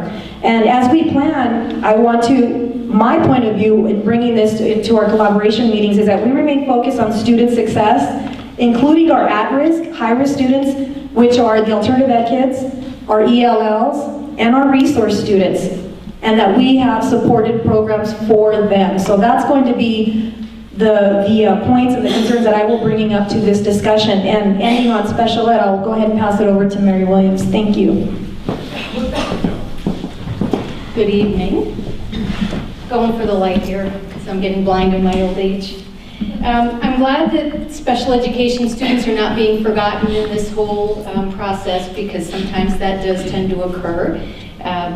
So I just want to clarify for everybody, board in particular, that the graduation requirement that's being proposed of a foreign language is applying to the special education students who are diploma bound and have mild to moderate disabilities. So we're not talking about our population of students with moderate to severe disabilities. Certainly those students can have access to, and they have had access to, Spanish classes, etc., kind of for more socialization and participation. But we're talking now about students that need to earn credits toward graduation and toward a diploma. We want to make sure that adding a requirement like foreign language is not going to prohibit students from earning a diploma legitimately. This is a new idea. We haven't thought about this in the past. Will it be a challenge for us? Certainly. Is it doable? Absolutely. And I do wholeheartedly support that. I think we need to look at a challenge as an opportunity, and I think that as we're continuing to raise the bar in a lot of areas, our students are responding. The important factor will be for the foreign language departments and the special education department to work together to make sure that the students have access to the accommodations and modifications that will allow them to be successful. We do that in a variety of content classes already, and I'm gearing here to high schools in particular. We have actually great teachers at the high school who innately know how to accommodate for students with disabilities. There are times when we have pushed paraeducators into content classes with clusters of students that need support. But we've found over the years that we've got a number of teachers who know enough of how to accommodate and modify that they're not even needing the paraeducators in all cases. Certainly some, but not all. Let's see. I want to make sure that we all know that we have a safety net, or we will have a safety net in place for students with disabilities that are significant enough that even with accommodations and modifications, it's not likely that they would be successful in passing the class, Much like when the algebra requirement first came into place, I know a lot of us were saying, oh my gosh, our students aren't going to be able to do that. But you know what? They have. And for those who would have a more difficult time with it, there has been a state board waiver in place. So what we're planning on doing with the foreign language requirement is instituting a local board waiver process that we would use very judiciously and certainly not overuse. But we also don't want to put our students in a position where by not providing that, it would mean not accessing a diploma and certainly the curriculum. I made a ton of notes as I was listening to the other folks present tonight because I think there are a lot of good points, brought out some other areas. But I'm just going to close by saying that certainly between now and the end of the year, because we're looking at starting this, assuming the board approves it, next school year, then our two departments are going to have to do some planning, some collaborating, answering questions about textbooks, certainly staffing and making sure there's enough sections available for all of our students, not just special ed, but all of them. And so I know that those kinds of issues will be worked out over time, and I actually am looking forward to the challenge. I will just tell you on a personal note that taking Spanish in high school ended up to be my ticket out of the Northeast. I tend to be very, very cold. Those of you who speak Spanish, soy la friolenta in the crowd. And so I took it for the first time in high school. A little bit apprehensive because I had no idea what learning a foreign language was all about. Liked it enough to take Spanish 2, 3, 4. Went on to take it in college, went to Spain my junior year, and did a double major. And I'm sure that had I not done that, then when it came time to send resumes out all over the place, I probably wouldn't have ended up in Imperial Valley, first of all, and then up here. Yeah, you go from snow and ice to desert. I went home with a tan that first Christmas. Anyway, you know, it was a life-changing experience for me, and I think for a lot of our students it can be as well. Thank you. Thank you, Mary. I'm now going to be going into the third and final portion of the presentation in terms of the graduation requirements. And in this portion, I'd like to talk about what I believe is the heart of the matter. And when I talk about the heart of the matter, I'm referring to higher expectations for all of our students. And in covering this particular area, I would like to lay down the groundwork why it is so important for us to address the changes that are being proposed tonight and other changes that have come, board-driven through the superintendent. I would like to add some disclaimer. The first one is that the information to be shared is to focus the community on the needs of our students and the rationale for the proposed changes. So tonight, I'm addressing this particularly to the community members, the staff members, teachers, district administrators, know about the data that I'll be sharing. But the community folks who are still here, I think you need to understand, if you haven't yet been exposed to it, why these changes are being proposed. Secondly, the information to be shared is not to communicate that our administrators and teachers are not working hard and do not care about the students. That's not the case at all. That is what we're trying to communicate. They are working hard. And I think you've heard that said tonight a couple of times. The problem is, we're all working hard, but we're pulling from different directions. It is not moving to a common direction. And that's what we're trying to do. If we're working hard, it has to be moving towards a common purpose, a common direction. Thirdly, the information to be shared is meant to indicate that there is much work yet to be done, and that none of us, district office, elementary, middle, high schools, can be satisfied where we are. We own it at every level. Fourthly, the information to be shared is meant to indicate that to achieve greatness requires a recognition that we are where we ought not to be, and that we can be where we should be. But it will require change in how we do business, and accept that it will require pain and hard work to get there. Pain is not the measure of success, as someone said. It is the process towards achieving success. I want to talk about terms I'm going to be using tonight: API and AYP. These two categories are the measures that the state and the federal government use to measure whether a school or a district or both are being successful in meeting the needs of the students, in trying to reach and understand the curriculum as it relates to the state standards. Okay. These two terms, API is a state reporting requirement, and each school receives a number that ranges from 200 to 1,000.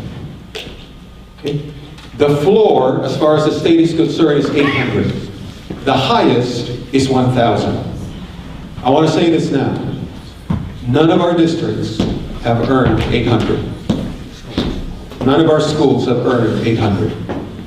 Okay? 800 is the floor. 1,000 is the maximum. That's the highest. And I will show that to you. Also, we're talking about adequate yearly progress, AYP. That's the federal government. If a district is receiving Title I funds, then they have to be measured according to the AYP.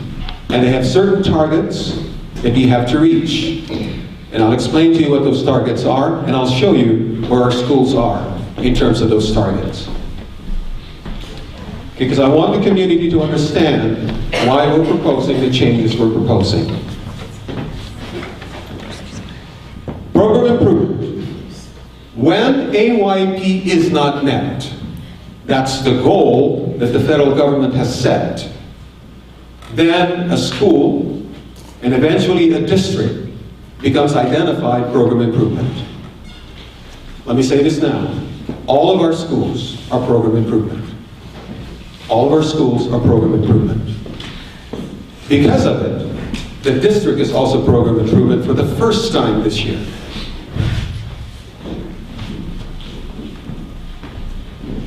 They have what they call safe harbor.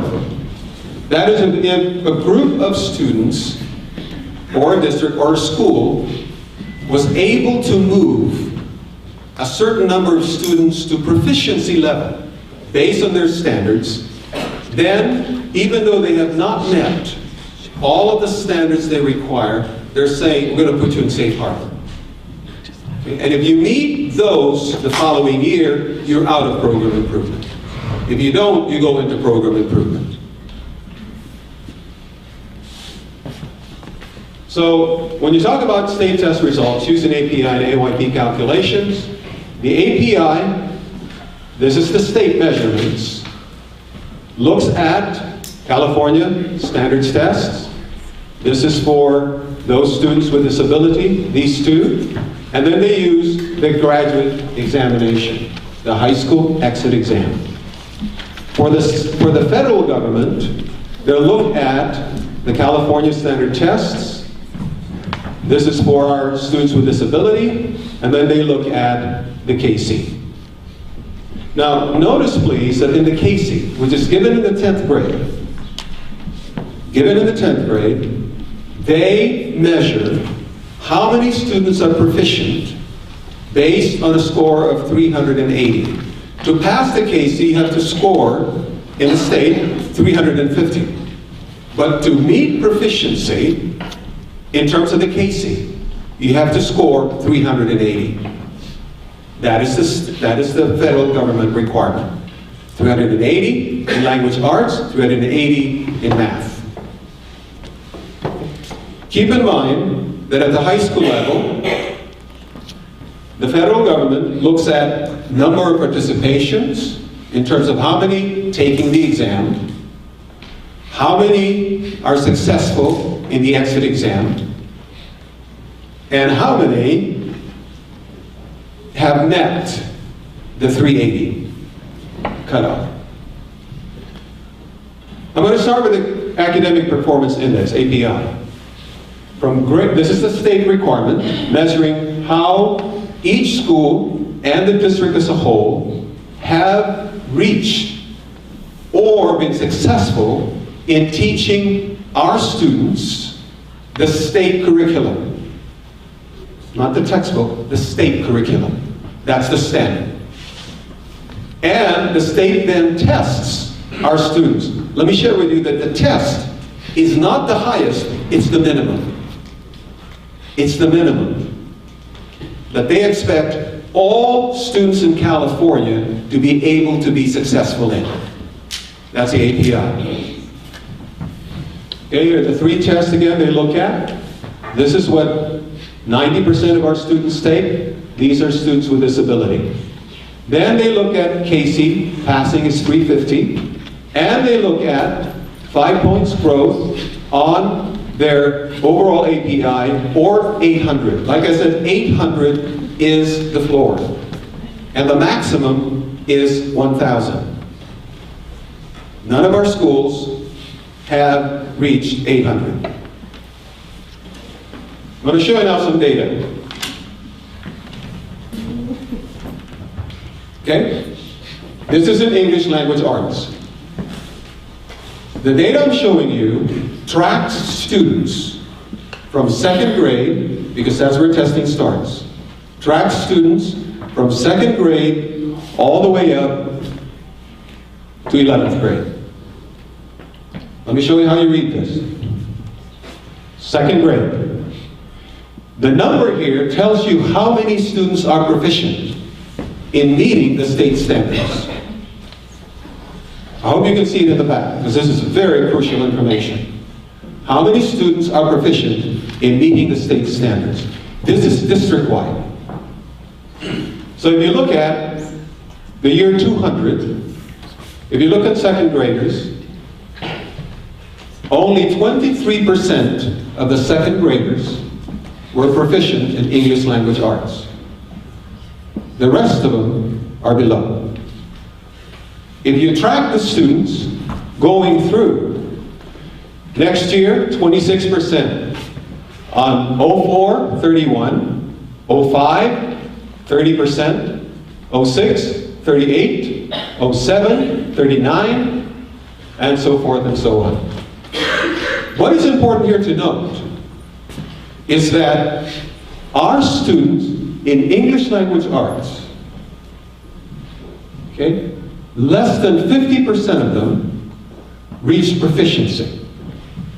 And when they start low, here, they never recoup. Now you understand why the high school is faced with the challenge they have. Let me suggest to you, college preparation starts right here. Kindergarten, 1st, 2nd, 3rd. You know that kindergarten to 3rd, they learn to read. 4th on, they read to learn. Very crucial piece of information. If our students are not successful and are not proficient in reading, by the time they exit the 3rd grade, they will be playing catch up the rest of their school year. I'd like you to look at 3rd and 2nd grade across the board. You can look at the data. You can interpret the data. Now, I'd like you to know that Cabinet and the board really has struggled with the budget cuts that they have to make. None of us believe that small class sizes are not beneficial to our students. It helps in classroom management, it helps in contact with the students. However, let me show you though, that the small class sizes in terms of student achievement.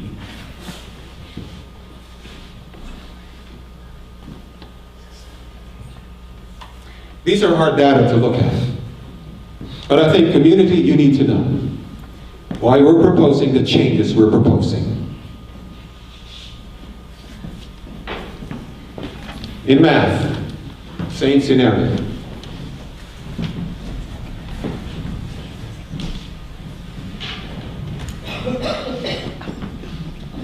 We've never been successful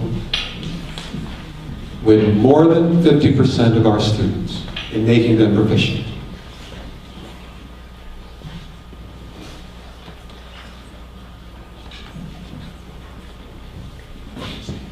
Now what does that mean? Now look at every school, because based on API, every school is ranked. Every school is compared to other schools in the state of California, and they're compared to similar schools with similar population. And they rank them, 1 to 10. 10 being the highest, 1 being the lowest.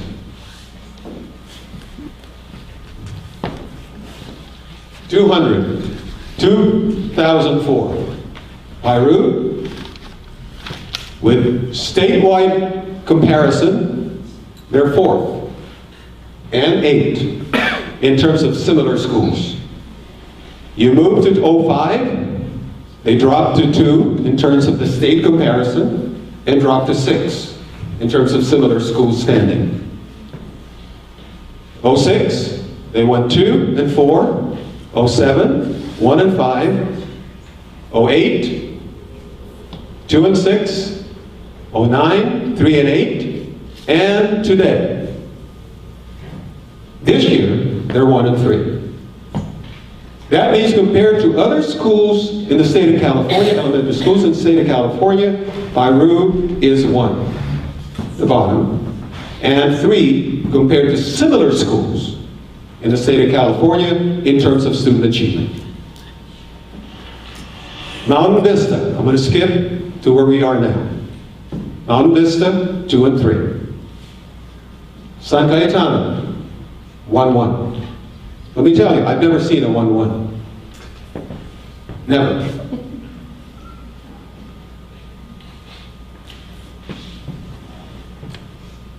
Sespe, 4-5. Fillmore Middle School, 2-1. Fillmore High School, 5-8. Now, I'm going to look at the data 5-8. Like I said, we need to look at all of our schools and what the gaps are and what we need. I'll come back to that 5-8. Let's go to adequate yearly progress. This is the federal government measure. With this, they determine program improvement schools. Schools that have not met the minimum requirement to make sure that our students are achieving. This is a track of when our schools began to be identified as program improvement, based on targets. You go back to 2003, 2004, the middle school became program improvement year 1. They were still program improvement year 2, 04, 05, program improvement 05, 06, program improvement 06, 07, and it's been over 9 years.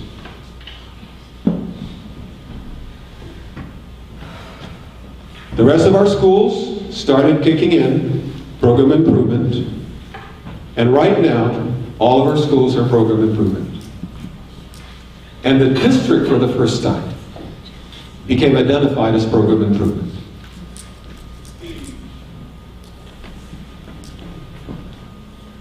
Now, you can't see this, but I have developed a much larger and clearer slide to show you. But what this is it's a state printout of high school graduates that they have tracked and identified and indicated how many of them have met the UC and CSU course requirements when they graduate from high school. Very important, because you look at the high school, it's a 5-8, that's great. because they look at rate of graduation. A lot of kids are graduating from high school, our high school. They look at passes, KC. They're doing a great job passes in KC. Then I'd like you to look at what the state is actually hoping would be very crucial. And the Common Core standards are pushing forward. This is a comparison data of Fillmore, district as a total, the county, and the state. Here's the same data. I pulled out 80% of our population, and that's Hispanics, and I pulled out another larger group, and that's the Anglo or the whites.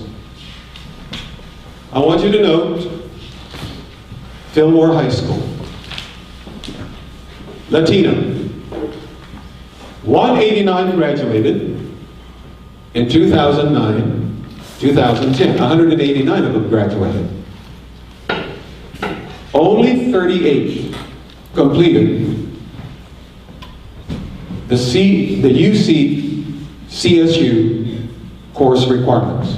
Only 30 of them qualified. Whether they applied, we don't know. But only 38 of them out of 189. You look at the Anglos, the whites, there were 40 of them. Only 12 of them completed the CSU UC requirements. Look at the percentage. 21. Now look at the county. 20, the county, 21, and the state, 27, compared to 20% for Hispanics. You look at the Anglos, 12, 30%. Look at the county, 43, and look at the state, 41. We're not even coming close. Now, I can tell you this, if there's any group of students who ought to be 100% being qualified to take courses and have all of them met for UC and CSU, it's got to be our Anglo students. And I'll show you why I believe that. This data is what put us in program improvement as a district. Let me show you the achievement as a district of the Latinos. Here is the goal, 67% proficient in English language arts. 67% proficient in English language arts. Latinos, 38. Whites, 62. Didn't meet it. That's why it says no. But it's much higher than any subgroup. Look at mathematics. 41. For Latinos, 39. The goal is 63. For Anglos, 59 proficient. And the gap. There is a gap. Why gap? Now the reason I say our white population, 40 of them graduated, ought to be prepared for a four-year university is because of this. They're outperforming any subgroup in the district.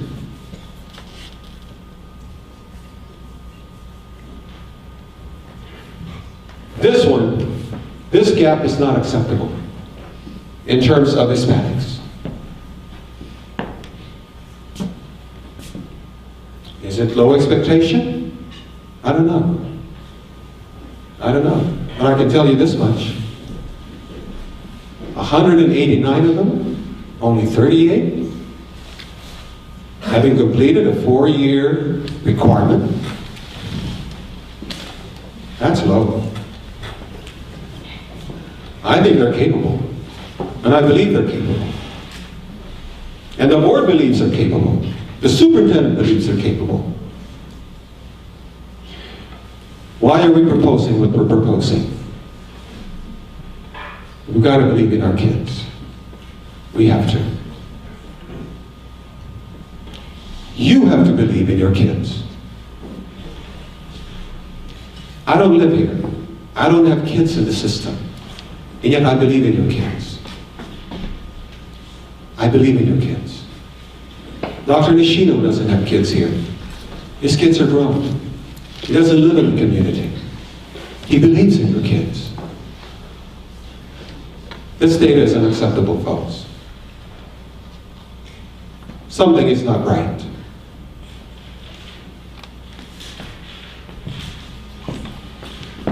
Now I know we're going to go through budgetary changes. It's hard to swallow. But let me propose to you, based on research, that we can continue the uphill climb in terms of our student achievement. I'm proposing 3 steps that do not cost money. First one, it does not cost anything to require the board, the superintendent, district office staff, site administrators, teachers, and classified staff to have high expectations of all of our students, that they can do it. I have a research in my packet that says that if you raise the standard and you believe students can do it, it has tremendous impact on their self-esteem.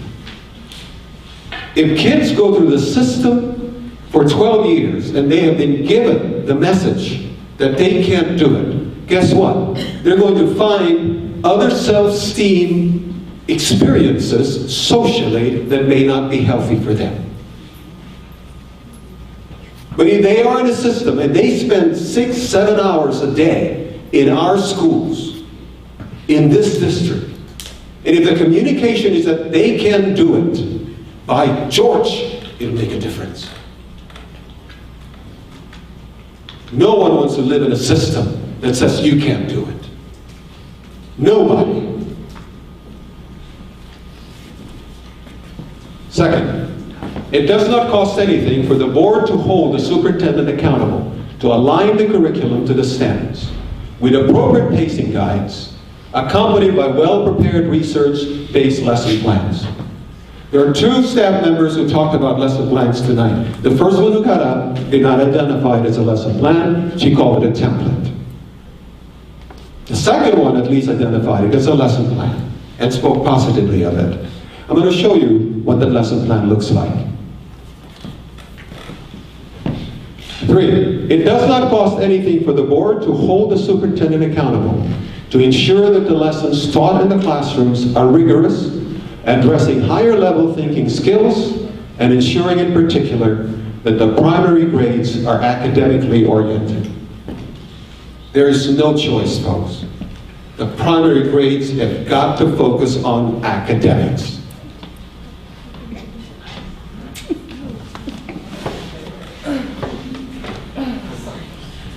I'm sorry too.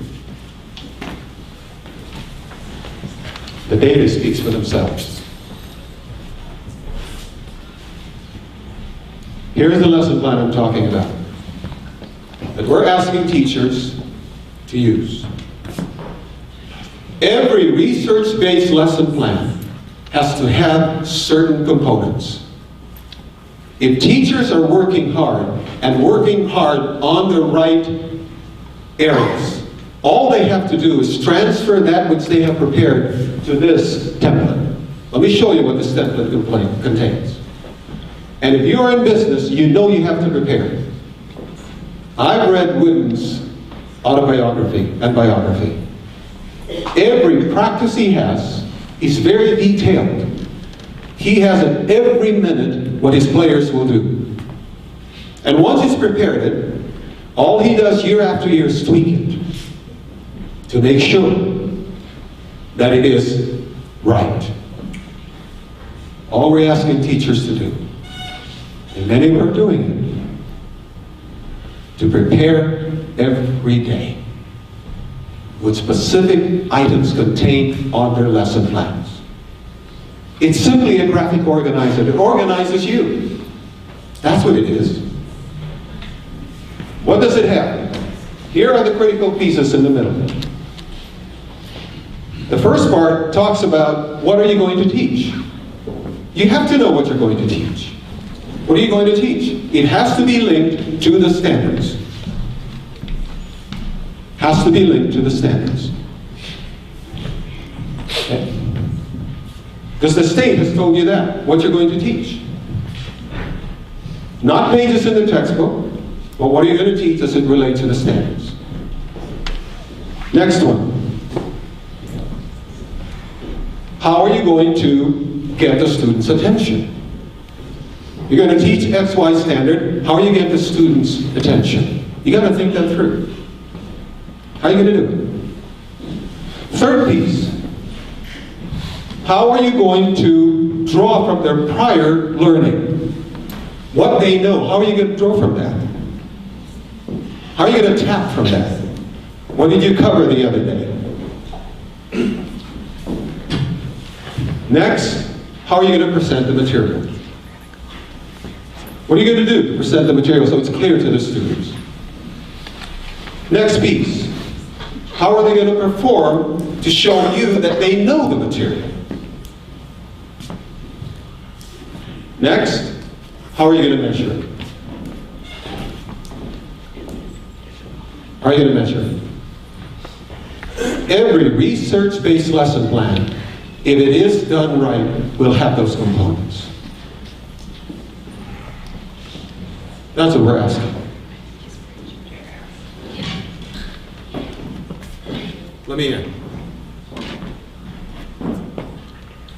Dr. Nishino and I, when it comes to students, we're passionate about it. I repeat this. We believe in your students. We believe in your students. Their spirits can soar high. And by George, let's give them the wings to fly.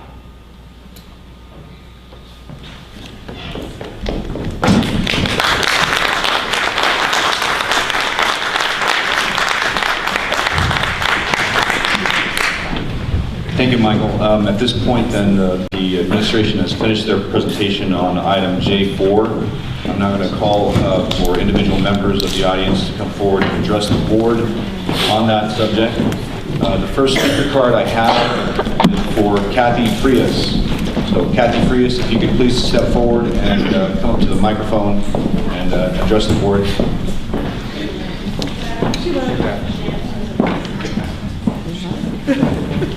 If Kathy Frias is left, then I'll move to the next person. Susan Jolly. Susan Jolly, could you please step forward and address the board?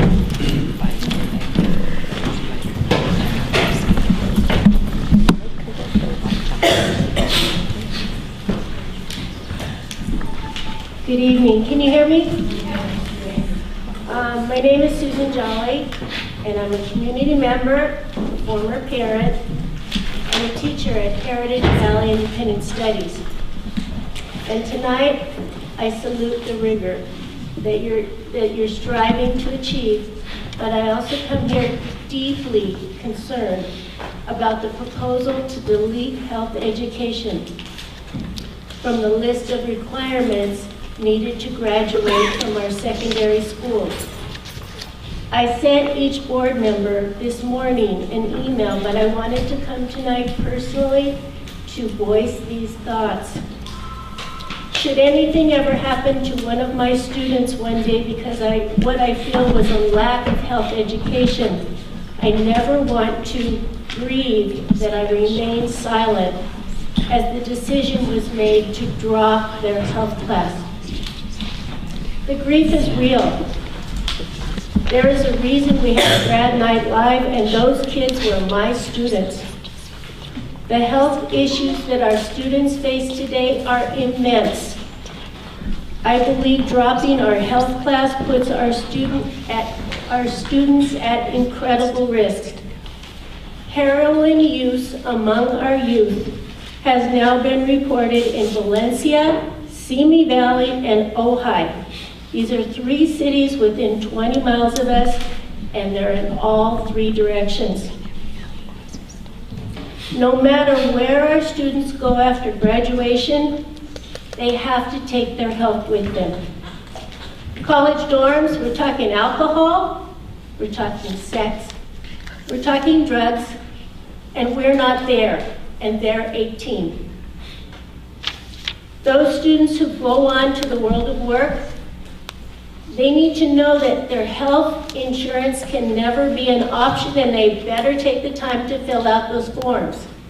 They need to know how to take care of themselves and how they're going to take care of their families.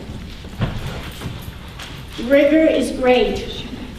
Getting into schools is wonderful, but if you're going to stay there for the long haul, you're going to have to stay healthy to survive and to succeed. And your health, no matter what you do, your health is never an option. The hardest days my daughter has as a fourth-year medical student are the conversations she's a part of when she has to sit down with a patient and tell them that their life cannot be measured, must be measured only in days or possibly hours. She says that when this happens, most patients express the sentiment that they wish they had taken the time to take better care of their health. And she said it doesn't matter how old they are or how rich or what they do. I know that this conversation may someday happen to our Fillmore students, and I accept that with prayer. However, I never want any of them to be able to add, I never took care of my health because I graduated from Fillmore Unified and my district didn't feel that health was important for everyone. Without their health, these beautiful dreams that we're working for, that we want for our kids, may very well turn into dust. Please consider very carefully adjusting our graduation requirements regarding this subject. Thank you.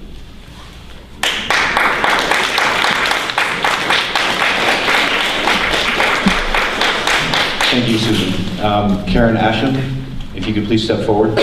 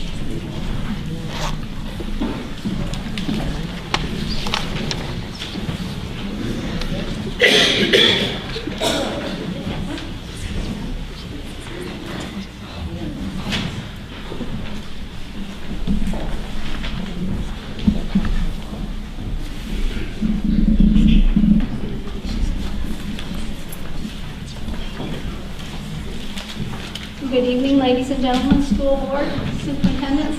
My name is Karen Asham, and I'm a head counselor at Fillmore High School, and I've worked at Fillmore High School for 25 years. I have seen it changed and improved dramatically. Last year, every student graduated. We had many, many students approved to a university and accepted and have gone.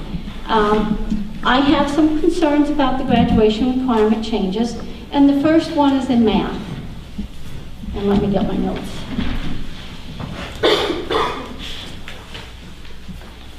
One of the things that I've done in the past is when I've had concerns and I wanted to address somebody and I wanted them to know why I take them so seriously, is that the American School Counselors Association has a group of ethical standards. And the first group is our responsibility to the students. And I need to be able to encourage students to reach their goals and help them ensure that they graduate from high school and meet personal goals. Under the D, which is a little farther down, obviously, is my responsibility to school. And that's why I'm here tonight. The professional school counselor supports and protects the educational program against any infringement not in the student's best interest. I know that each of you think what you are proposing is in the best interest of our students. I have no doubt about that. But one of the things that I'm here for is because I don't think there was any input by the stakeholders in making up these new recommendations.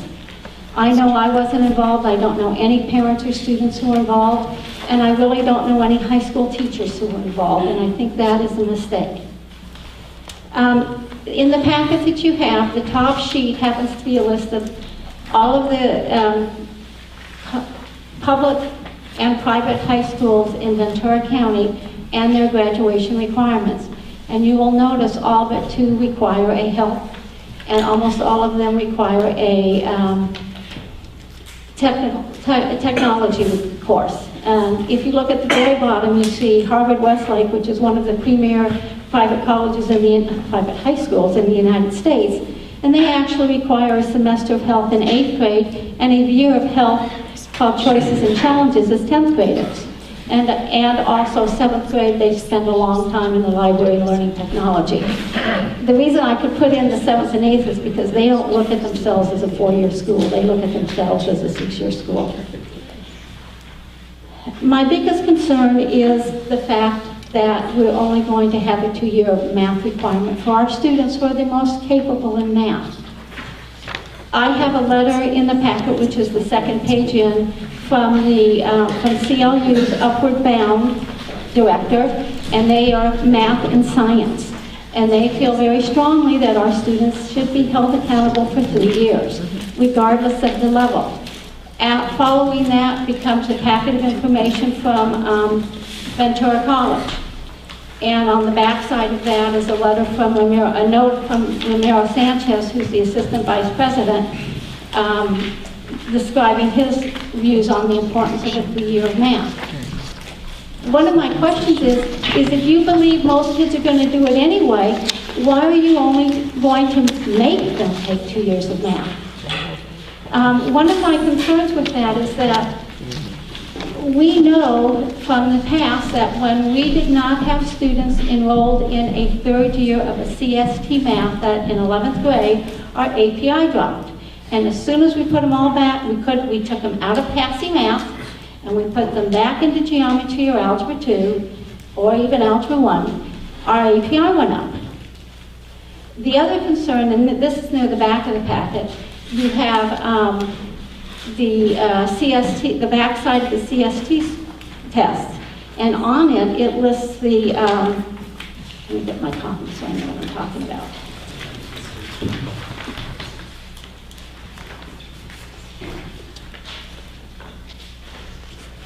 It has the STAR report, it's the next to last page.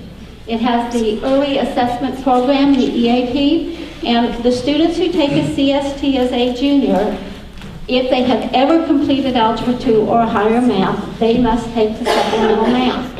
And in that test, along with it, you have the early assessment program. And it's up in the upper left corner.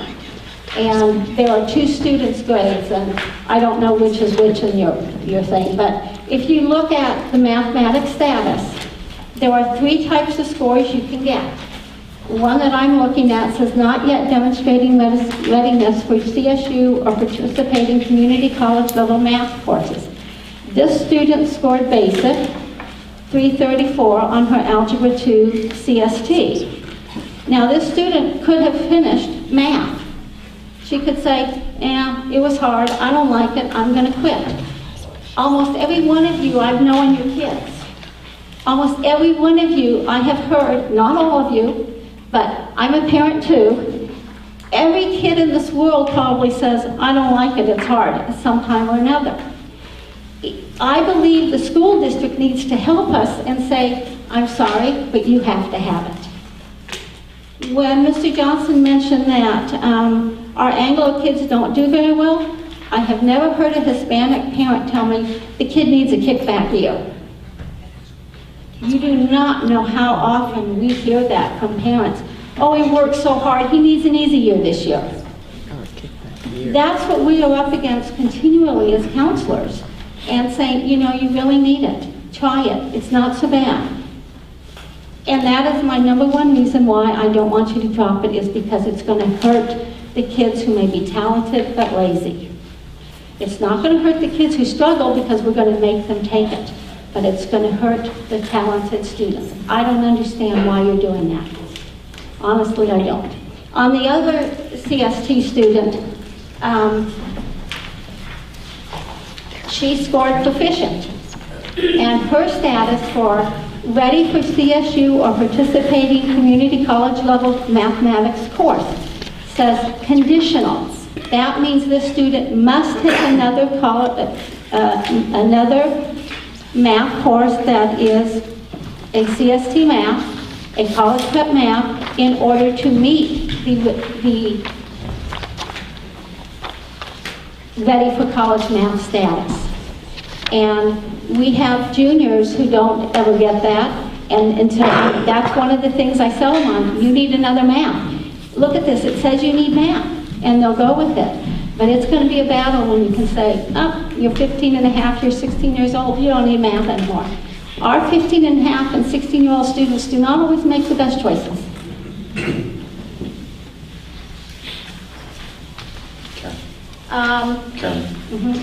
Okay, I'll put it. Okay. The other thing that I'm concerned about is on the graduation requirements itself that we received, it says that they're going to have a statistics class in lieu of career consumer math. My concern with that is that I cannot find any place where you have a statistics class before you take Algebra 2. Haven't found it at all. I did see in the new standards that it is integrated all the way through. But to say to these kids who have no clue what it is, who can barely get out of geometry, that they're going to have to pass a statistics class next year, that concerns me. A few years ago when we were working on our graduation requirements, they were saying you're going to have science in 9th and 11th grade. Well, then we recognized the CST in life science was in 10th grade. So my recommendation is, okay, we want to move biology, we want everybody to have college prep courses. Put one in that isn't going to be tested in 10th grade. Biology gets tested in 10th grade. It doesn't make sense that it would be taught in 9th grade. We could put in a physics class, we could put something in, but biology belongs when we take the CST. That makes sense to me. The other big concern I have, and Olivia will address this a little bit too, is that when we eliminate health and careers because they're not college prep electives, there are no 9th grade college prep electives. When you are looking at the G requirement, and this is on the last page in your packet, when you are looking at the G elective, it says on there, courses approved for the elective requirement will have at least one prerequisite or core requisite and be an advanced course designed for 11th or 12th grade. So, when you're talking about putting speech and debate as a 9th grade course for college prep, it's not going to happen. It's not going to be approved by the UCs. And the back page comes off of the UC site, and anybody can look at it, and the URL is down at the bottom. Academic vocabulary and capacity, I think, sounds like a great program, but obviously that's not going to be college prep. And the fitness and anatomy, I don't know what that is. When I was looking up for a variety of things, one of the things I found, and I don't know if we still receive federal Title IV safe and drug-free schools and community funds or state tobacco use prevention education funds, on the state health standards, it says the health education standards represent a minimum requirement for public health, for comprehensive health education, if we receive those funds. I don't know if we receive them anymore. If we don't, it's a moot point, but it would be nice if we still had them. We need every cent we can get. The foreign language requirement, the state is moving away from requiring it. As John said, we have 80% of our students taking it. I was really pleased when I saw that. And that you addressed the concerns I had for the resource students. Okay, so my concern is taking away that one-year math requirement more than anything else. I have other questions concerning the A through G requirement for courses for 9th graders. One of the things we have lost, and we have lost it because of cutbacks, is we used to have more college prep electives. We always had Latino studies and ethnic studies. We didn't have it this year, not because kids didn't want it, but we don't have the FTEs. So that's another thing, is if we get these courses, are we actually going to be able to have somebody teach them? I don't know. Thank you, and I hope everybody will talk less time than I. Thank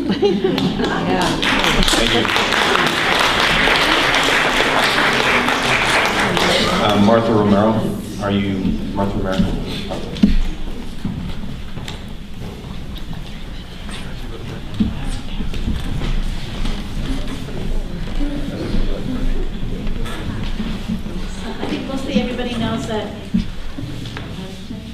Everybody knows that I'm a school nurse and I've been here for many, many years.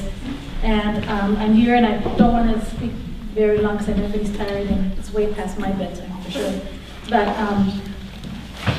I could not come to work tomorrow and the next day and the next day if I did not come and speak on behalf of how concerned I am about the elimination of the health class.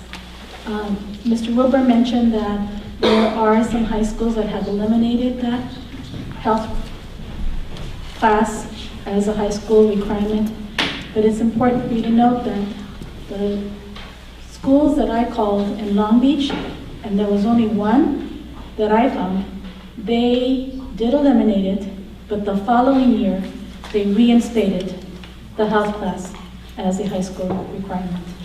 So I did also an informal poll of every high school in this county, and the only one that I could not find information for was Moore Park High School, but every high school in this and many of our middle schools also offer a semester. In some high schools, it's a whole year of health education. Ours at this time is just a semester. I also want to tell you that I never forget this, and I know that I sometimes repeat it to many of our kids here when I'm talking about health issues for individual students, and I always tell them, and it's not something that I really invented, this little phrase, but I want you to know that you guys here have a big responsibility, and I understand the financial struggles, and I know that changes have to be made, but I need for you to be careful about those changes and the revisions that you make. The phrase that I always use when I talk to individual students is a phrase that when I was working with one of my AIDS patients, he said to me, "We are all in these situations, in these life situations, because of the choices that we have made in our lives." And I know that right now you guys have to make some choices about what to cut and what not to cut. But I really, really, really encourage you to not cut, not eliminate the health education class that we have at Fillmore High School. At this time in our school district, and I often go into the different classrooms to observe students, and I see what is being taught. I know the caliber, the high caliber of teachers that we have in this school district, but nowhere that I have seen at any of our classrooms do we have such a comprehensive, complete, or as complete health education curriculum as the one that we have in that one semester course at Fillmore High School. Martha. Yes, McKellar Nichols Pastor. So, and I know that we as parents are essentially responsible for teaching our kids the basics about staying healthy and making good choices in life, etc. But as a parent myself, I'm going to tell you, sometimes I still think that I'm talking to my children and they're not always listening. And I think it's really, really important that when they go into a health education like the one we offer at the high school, is that they're not hearing it from their parent. They're also hearing that information about making healthy choices that are going to affect them for the rest of their life. And it's based on factual, scientific research. Information that is being shared in the curriculum is critical, especially at a point in their lives when they are, making their own choices for the rest of their life. So again, right now you guys have to make big decisions and big choices, and I can't emphasize to you that this is one semester, and it's really, really important, and the information there is just critical that our students have it. So please don't eliminate the health education that we have at Fillmore High School. Thank you, Mark.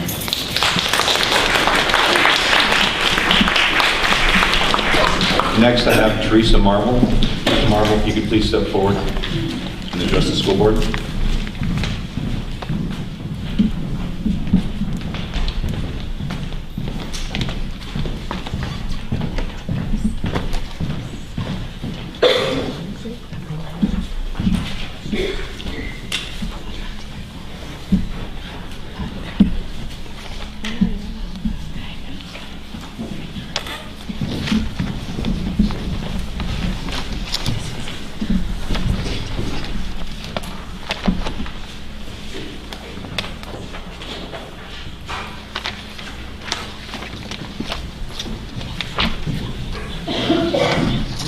Good evening, Board of Education. Thank you very much for taking the time to listen to all of our remarks.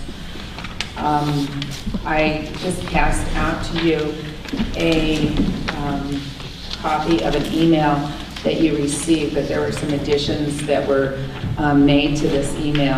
I'd like to call your attention to the second page, second side, please.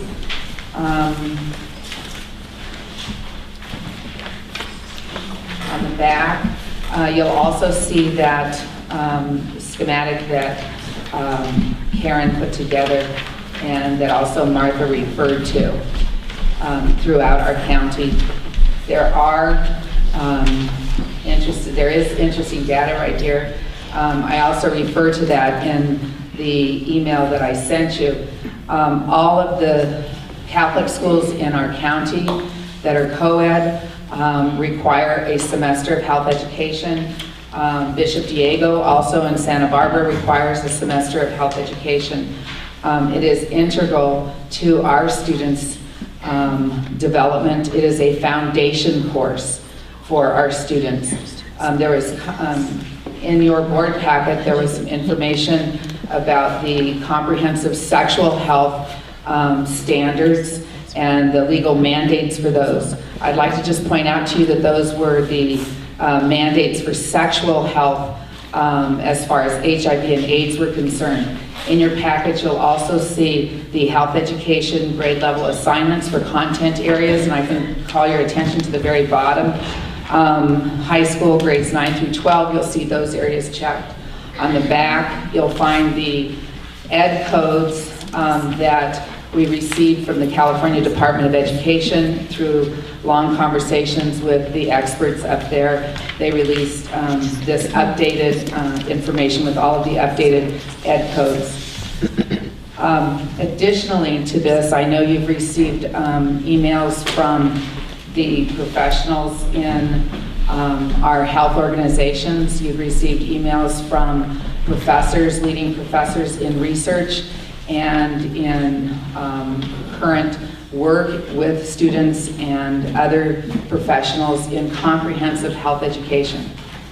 If our students aren't educated in terms of their mental and social health, in terms of their emotional health, then how can we expect them to go forward with rigor? This is a rigorous program. Through all of our community efforts, we have developed, and with our parent input, we have developed a very good health curriculum. And I would urge the board to please keep in mind that we do have a foundation that we offer to our students. a chance to look at themselves and make decisions that are very, very sound. If you look at the first page, you mentioned putting HIV education into perhaps biology. I know it was mentioned that it would go into reproduction. And I just have to ask that, do the students learn about decision making? Do they learn about health risks and the leading killer of teens, prevention from the leading killers, personality difference and identifying behaviors? Are they going to learn about relationship violence, dating friendships and what's normal and what's not? Are they going to learn about sexual harassment and refusal skills, rape, communication, changes in female and male bodies beginning with puberty and then all the way through aging? Are they going to learn about ovulation, menstruation, product use safely, including toxic shock, menopause, circumcision, nocturnal emissions, marriage, sexual reproduction, fertility products, fertility problems, solutions for fertility problems, abstinence, STDs, vaccinations, birth control, failure rates for teens, not for adults, but for teens, alcohol, prescription drugs, tobacco, and decisions about sexual activity, the effect of those on the unborn, alcohol, prescription drugs, and tobacco's effects on the unborn. How about infant development in the uterus, abortion, adoption, nutrition, the birth process and the stages of, about all of the cycles of human development. This is what our students are learning about in health education. That's only one of the Common Core standards. We have national standards in health education, and that's only one of the areas. I urge you, please, don't give up on our students' health. That's all we have. Thank you.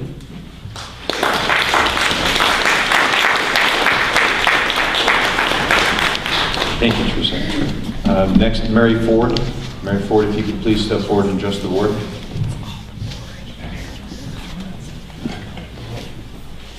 And then Olivia Palacio, if you could please step forward and address the school board.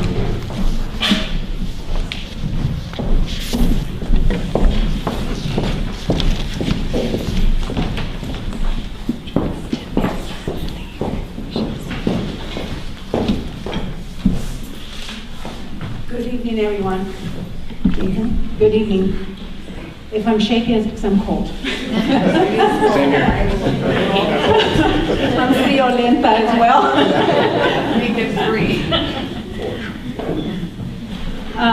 My name is Olivia Palacio. I'm a Fillmore resident and employee of the University of California, Santa Barbara. I'm here in support of the UC system. I am placed here at Fillmore High School through UCSB's Early Academic Outreach Program. I provide several services here for the students at Fillmore, the counselors, teachers, and administration. As a pre-college advisor, I'd like to share some concerns regarding the changes to the high school requirements. First of all, the Careers Technology course. This is a class where students research careers, investigate colleges, integrate technology, receive college-going initiative workshops from UCSB. And those college-going initiative workshops are learning styles, the importance of homework completion, time management, goal setting, a reality check lesson for the future. Secondly, I am also trained with the UC approved courses, and I work with the counselor to update any A through G courses, or if teachers would like to submit courses for UC approval. Creating more elective courses to get UC approved must be rigorous, and it does state that on the UC website under UCOP doorways. And it does say that on there that it states the courses approved for the elective requirements will have at least one prerequisite or co-requisite or be an advanced course designed for 11th and 12th grade, not 9th. The other thing is that there are several considerations that I would like to suggest the district and board to take in account in relationship to the students, in the requirement of the 2 years of math, geometry, and algebra 2 at the high school level to meet graduation requirements, and when they pass algebra 1 in the middle school. While it would be true that a student will have completed the minimum math requirement for UC eligibility, that is all they have completed, the minimum requirement. From a college preparation eligibility and admissions perspective, there are several critical factors that should also be accounted for as they relate to the standards of high school testing, college admissions, and placement testing. First of all, a student that completes the math CSU UC math requirement by 11th grade and subsequently stops their math instruction will then have to at least have 1 year gap without any math instruction or math review prior to entering college or university. Secondly, the admission test that the students must take in 11th and 12th grade could also be impacted, particularly for students considering STEM-related majors, particularly if they are considering a transfer option from a community college wherein there are no minimum eligibility requirements for math, and therein little incentive to continue challenges oneself academically prior to entry. And it could also have an impact on students to score higher on more competitive on the SAT, ACT, or AP exams. In some cases, students will not be positioned for adequate preparing and achieving their highest placement test score possible for the UC, CSU, and especially the community college system. This could directly affect math placement and impact the duration of time a student spends in remedial courses. It could add on additional costs as students take more remediation courses, which in turn would add more time to the student's stay at the college. For example, the CSUs are now mandating that students who do not do well on the EAP exam, they will have to attend summer school and go through an early start program. But again, they are paying for retesting and they are paying for more remediation classes, which those classes do not count towards college credit. But lastly, I wanted to state that I also have a letter from a professor at UCSB who also trained our math teachers for last year's Summer Algebra Academy. And he also stated on here that it is not a good idea to cut the math requirement while almost all entering UC students have taken 3 years of math in high school and in fact take 4. At the CSU system and community college system, remediation rates are very high and are much lower if students are better prepared for math. So please reconsider what I have mentioned tonight. Thank you for your time. Thank you.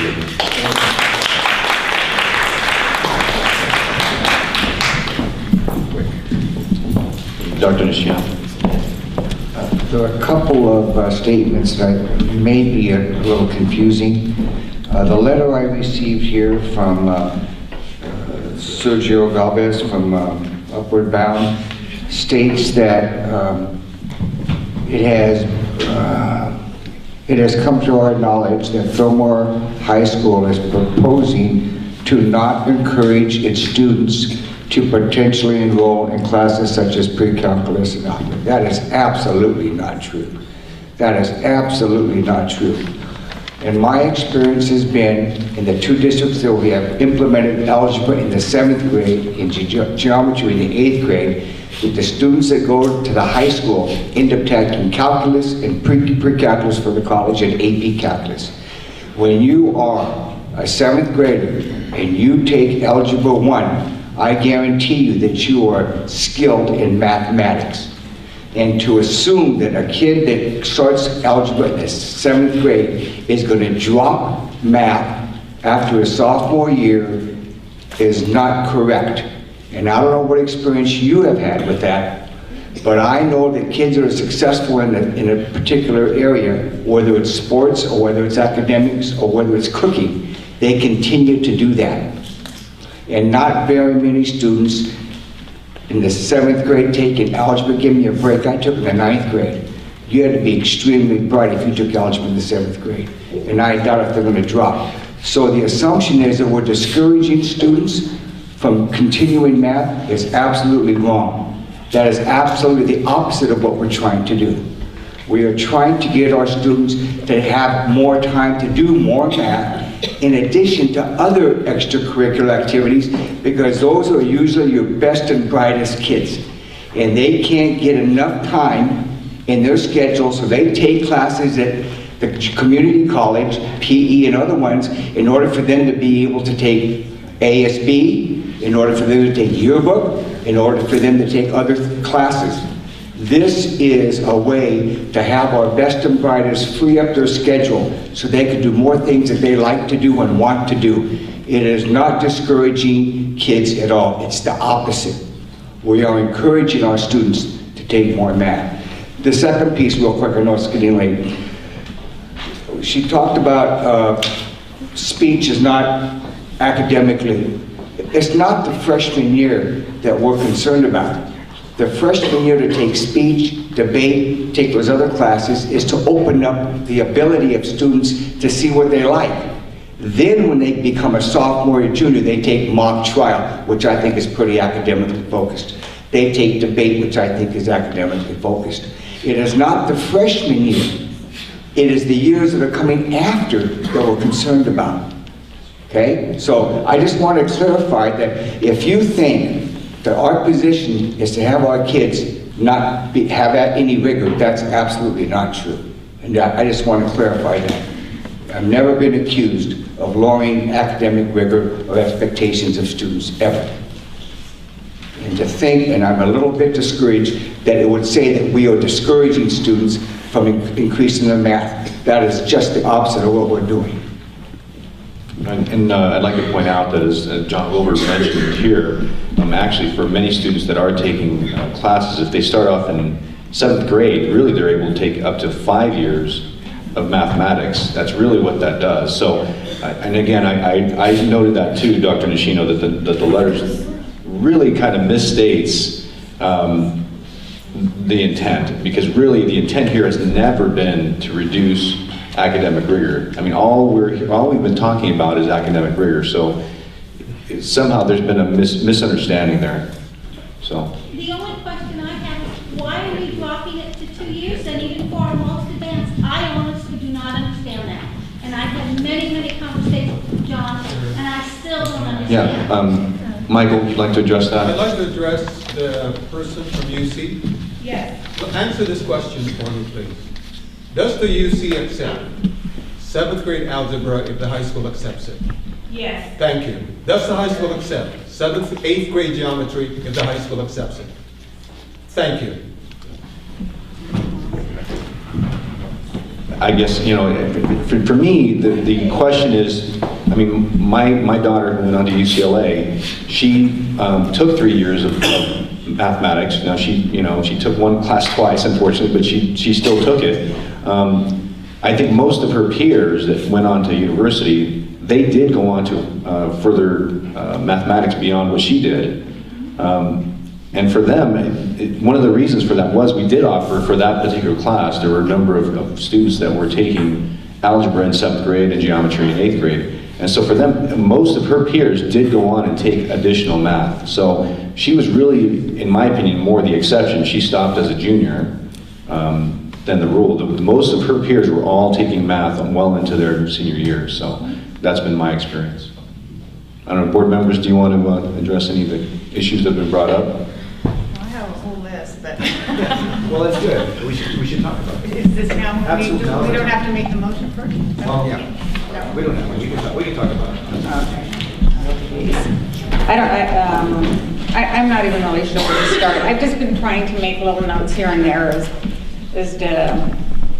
I'm all over the place, to be really honest. But first of all, I had the note that I was happy that everybody was here, and I was hoping more could stay. I know it's been a long meeting, but I was happy that people could hear the reason behind the changes that are being proposed and so forth. And to let everyone know that we have discussed this for a long, long time. This has not just been this is our meeting, this is where we're making our decision.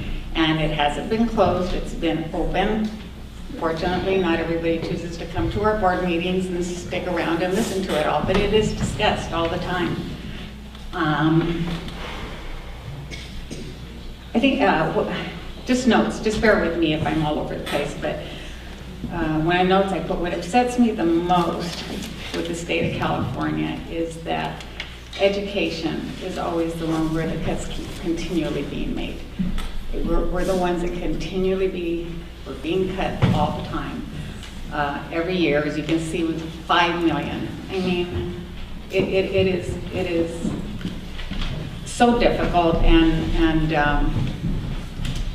of course, I would be happy as could be if everyone would take a pen and write a letter and they would do this across the state. But I know that won't happen. I mean, people would think about doing it. Some people will, but the majority won't. But anyway, that is just something that, I mean, it's more so than any other place. It's always education, and yet they're our future. And it's where we're having to make all our cuts. Virginia, if you could just stick to the graduation requirement. Oh, just the graduation. Okay, so I'm trying to find all this stuff. Let me see. You know what?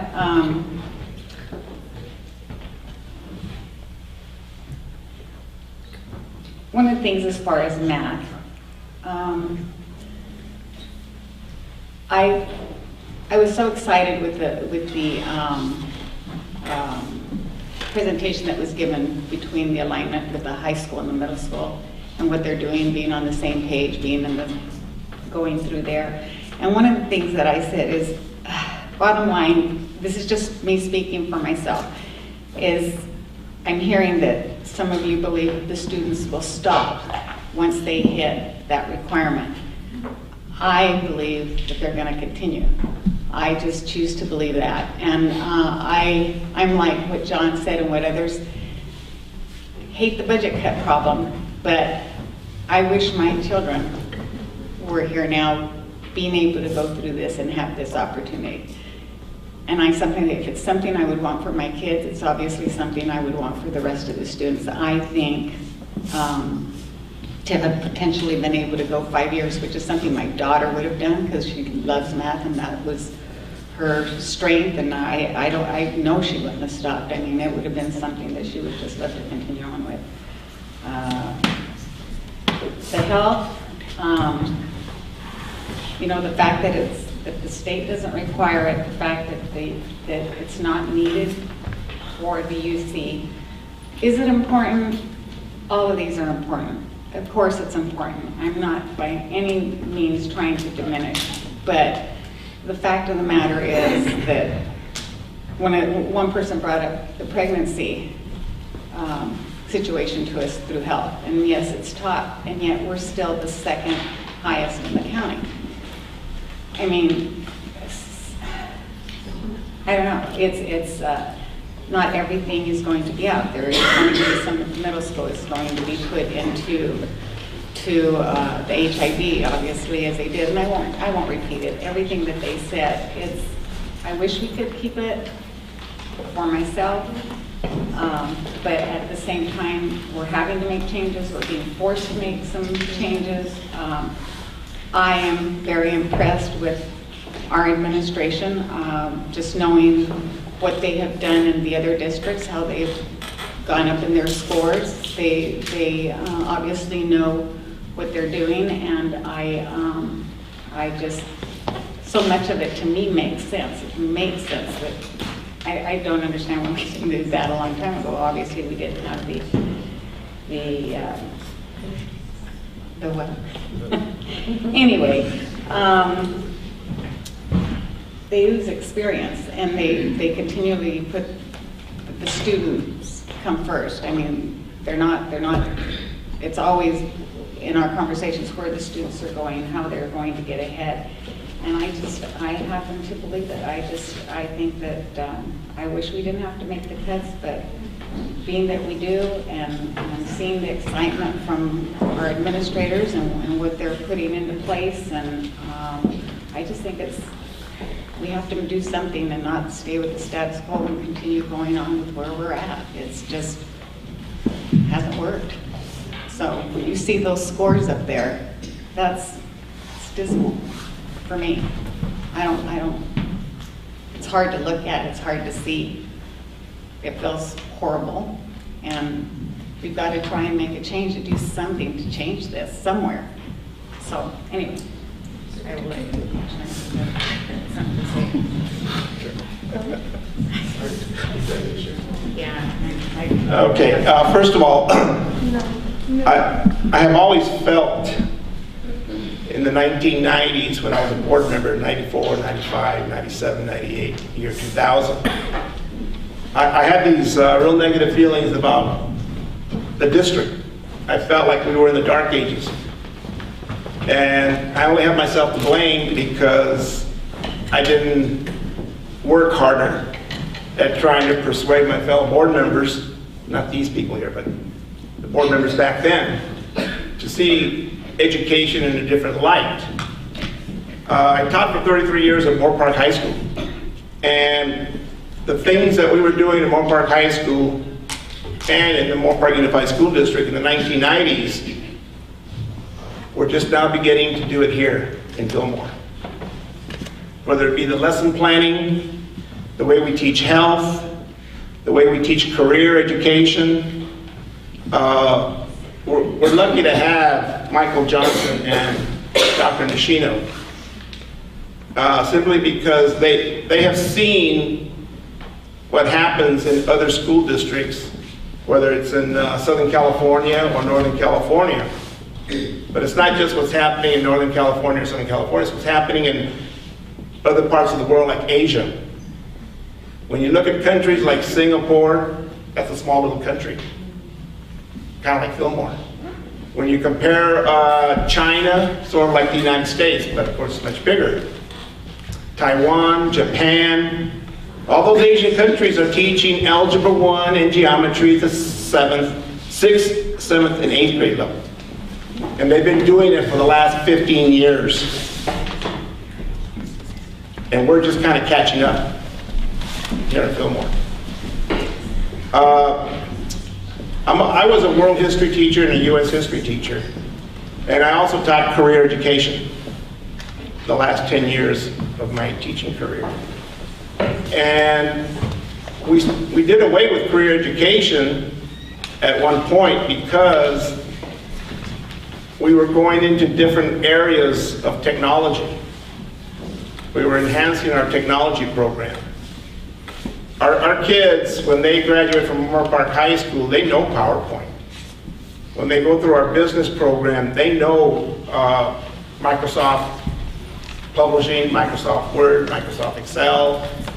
A lot of our kids at Moore Park, when they graduate from Moore Park High School, are ready for entry-level type jobs in the office world. I don't see that happening here, and that's one of the problems that we have. When I taught US history and world history, I taught health. All the world history teachers and all the US history teachers, we collaborated and we decided that we were going to teach health because the health teachers were asking us. They kept telling me, if we're going to teach reading and writing across the disciplines, then why not teach health across the disciplines? And why not teach math across the disciplines? So that in history, whether it's world history or American history, there are different time periods in world history, like the 1300s when you had the plague. You teach about diseases. And we had to develop lesson plans to teach certain aspects of health. When you teach the Renaissance, we had to teach because there was a population explosion. Well, they didn't have birth control in those days like we do today, and the different kinds of birth control that we have today. So we had to make comparisons, similarities and differences. Kids were learning similarities and differences in the classroom. And same thing with US history. The There's different episodes like the flu in the early 1900s, 1920s.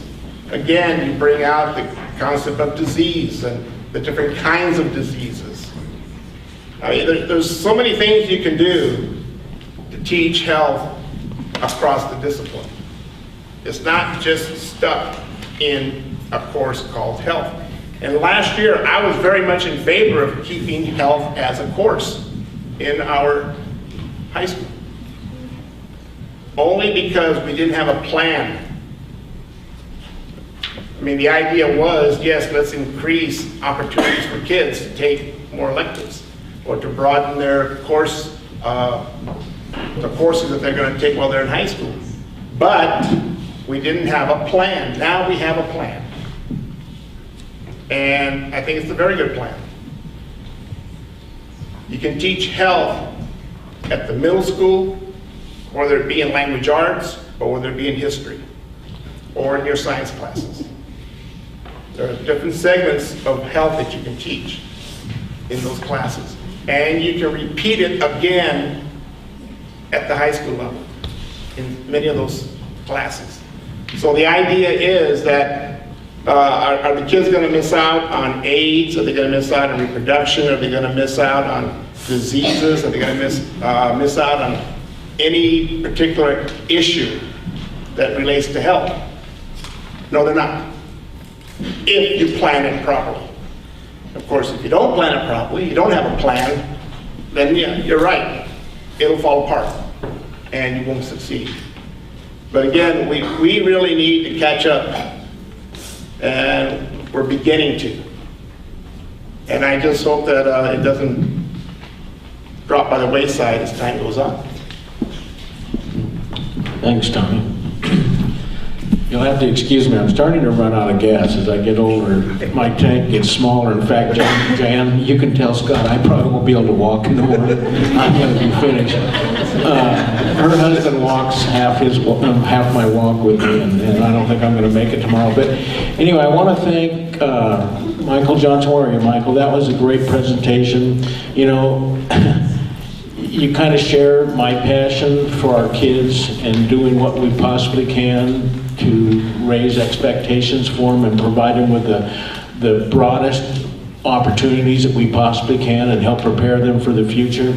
And I guess that's why I buy into you and what you're trying to propose. I know change is tough. You know, a few years ago, I had left this district for 3 years, and sometimes I question why I did that. I left Fillmore and went to Rio Mesa, taught 3 years over there. And the reason I did was because there was a sense of apathy taking place or developing on our campus.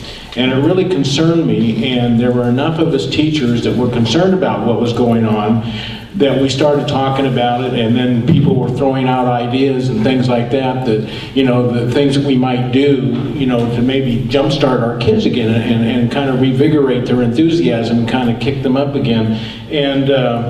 And I don't even know what the proposal we came up with is any good. I really didn't care. It was block scheduling, to be exact. But my big thing was there's time for change, and sometimes change has to take place, and it's really hard for people to accept that, especially if you've done things the same way for so long. And I was really upset because we couldn't get the number of votes we needed to implement that program. And what that told me was people didn't have high expectations, or they didn't think our kids were capable of doing some of these things that we really wanted them to do, and I left.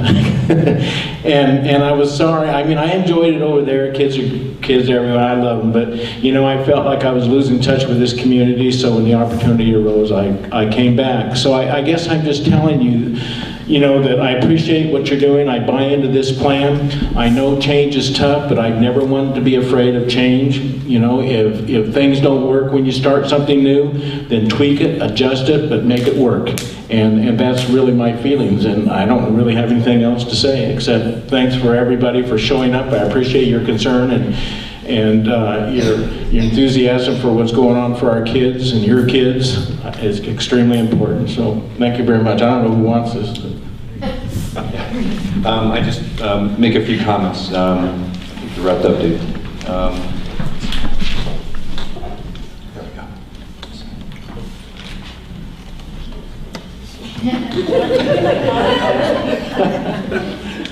It's getting late. Yeah. Well, I mean, my comments are pretty straightforward. You know, I appreciate the work and the effort that the staff has put in to everything that was presented here tonight. I really appreciate the community input. It's really important that we hear from the community so that the board can make an intelligent decision. Again, I see some people waving some hands, but we're only talking about J4 at this point, not J5. So you relax. So again, I appreciate, Michael, you did an excellent job of the presentation. Thanks to all the administrators for speaking out about the high school graduation requirements. And thank you also to the counselors. I mean, obviously this is something that all of us here are very concerned with because we care about our kids. And that's really what this tells me. The takeaway for me is we care about our kids enough to spend, you know, so many hours, so late in the night in a freezing cold auditorium, right? I mean, if you're feeling as cold as I am, you know, to me it's worth it. Every minute here is worth it because we care about our kids. So, you know, I appreciate the input from everyone. And the last thing I'd like to say is really, and I'm kind of echoing what the other board members have said here, but I really appreciate the experience that Alan has brought to the district and the leadership that he and Michael have brought. And for me, I just, you know, it shows in everything they do. Are they perfect? No, everyone is human. We all make mistakes. But fundamentally, they are taking us in the right direction. There's no doubt in my mind about that. So with that, unless you guys have anything else to say, I'd like to call for, I need a motion on item J4. So Is there a second? Second. Okay. Any further discussion? Hearing none. All those in favor? Aye. Opposed? Okay, it's 4-0. Okay, so, hate to make this a marathon, but now we're on to item J5. Alan, did you want to have the staff address anything on J5, Alan? Yeah, this is the resolution that has a number of items in it. It's basically, if you want to divide it up, J4 was really about changes to the graduation requirements.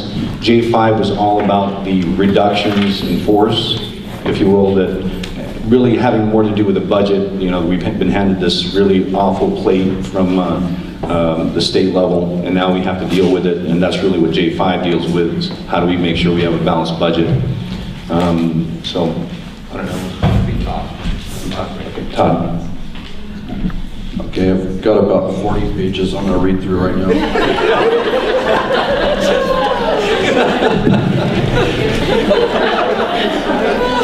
Just kidding. Actually, this is the part of my job that I dislike the most, anything to do with layoffs. Can you hear me? Yes. And, you know, we all want to minimize this as much as possible. And unfortunately, we're at the point now where we're against the wall. We've made cuts, over $5 million. And now we need to make more cuts. And what you're looking at tonight is a resolution, and it involves positions, particular kinds of service, and we bring this resolution to the board, and we have a March 15th deadline to notice employees to reduce positions or eliminate them. All of the positions on the resolution are non-contractual. Okay, so we're not breaking the contract. We're able to make these cuts. None of them are desirable. In the past, we've had options, and I want to thank FUSD, especially the negotiating team last year. You know, we took 5 furlough days 2 years ago. We raised class size in grades 4 through 12. We made other adjustments with our insurance packages. Last year, or for this year, we have 10 furlough days. Everyone stepped up because the goal of the teachers union was to save jobs. And everybody took a pay cut to save jobs. And we were able to bring everybody back. And so that was like our plan B. Unfortunately, this year, we don't have a plan B like that. We are maxed out. We're going to have 10 furlough days next year, the whole district, classified, administrators, certificated. So we already have those maxed out. Legally, we can't take any more furlough days as it stands today. So that's not an option to save jobs at this point. You know, 85% of our budget, it's people, it's staff. And when we have the cuts that we have and the cuts we're facing, we have no choice but to cut people or salaries. And that's the hard line that we're talking about now. And you know, there are going to be cuts all over the district. The first step, as far as our legal timelines, is in the certificated arena. And so this is the proposal we're bringing forward. There are options. We're willing to sit down and meet with FUTA if there are any other options that they have ideas on. It wouldn't be too late to sit down, but we have to send these notices by March 15th to keep the district fiscally sound. Okay, so I think we all hate this part of it, but it's the reality of where we are. And it's not the district's fault. You know, unfortunately, the state has given us a limited budget to work with. The other thing is, when you look at this resolution, we've got a total of 21.8 FTE, full-time equivalencies. I can't make that sound good in any way, but it's very low compared to what other districts are doing. I mean, they are making huge cuts. They've taken furlough days. They've paid for health benefits out of pocket. Other districts are talking about cuts in salary, reductions, and these are in our county. So we've held on as long as we could to get to this point. And again, it's not where we want to be, but it's the reality of where we are today. And so it's a reduction of particular kinds of service and its initial proposal. Thank you. And with that, I'll open it up to the speaker cards that I've been given. The first one I have up is Deborah Louth. Deborah, if you could please come forward and address the school board.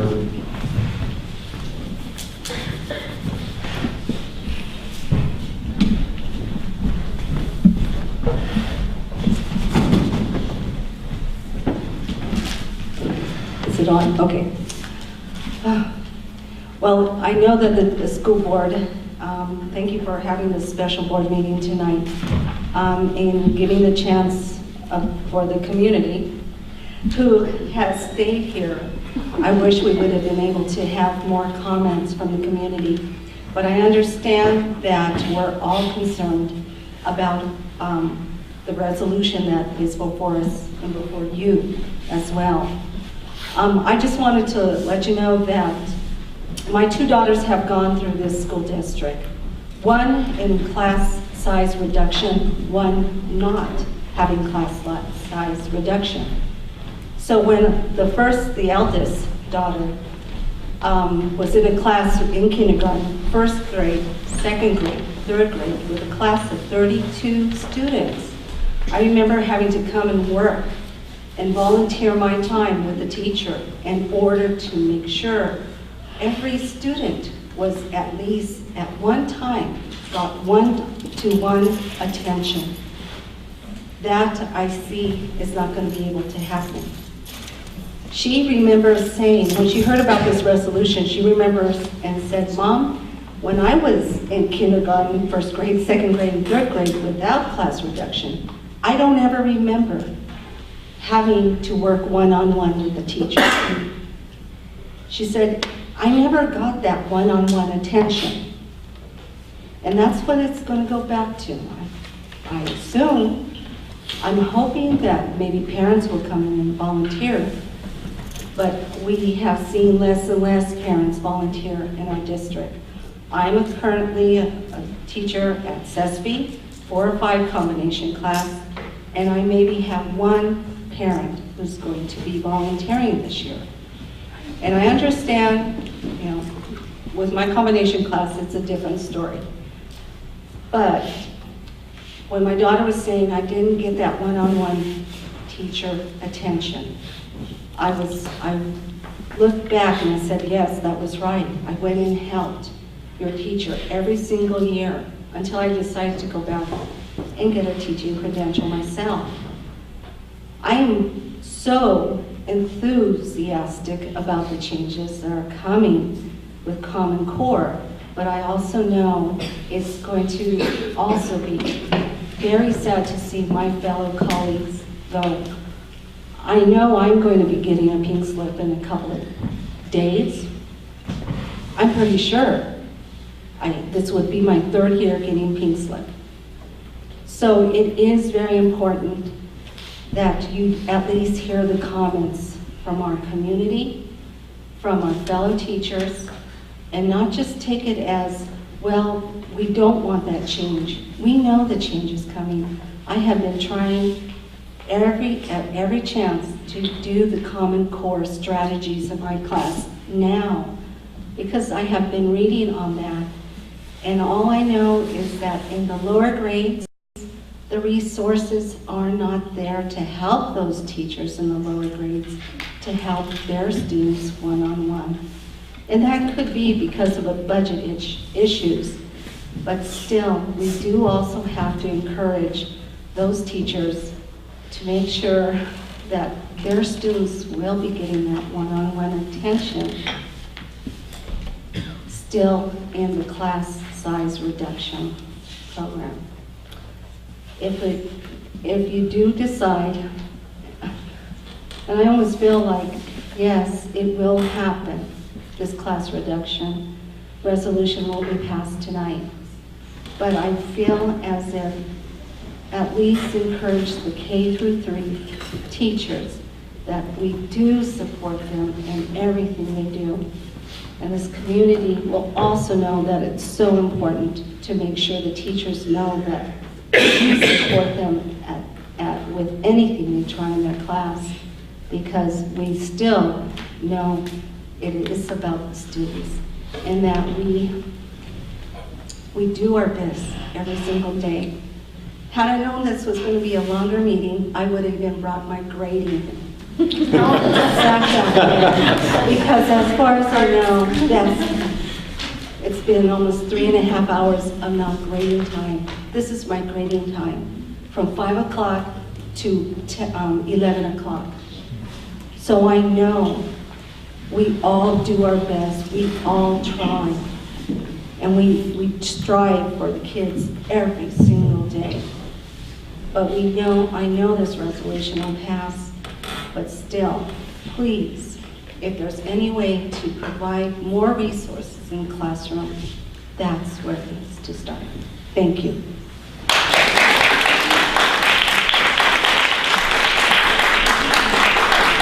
Thank you, Debbie.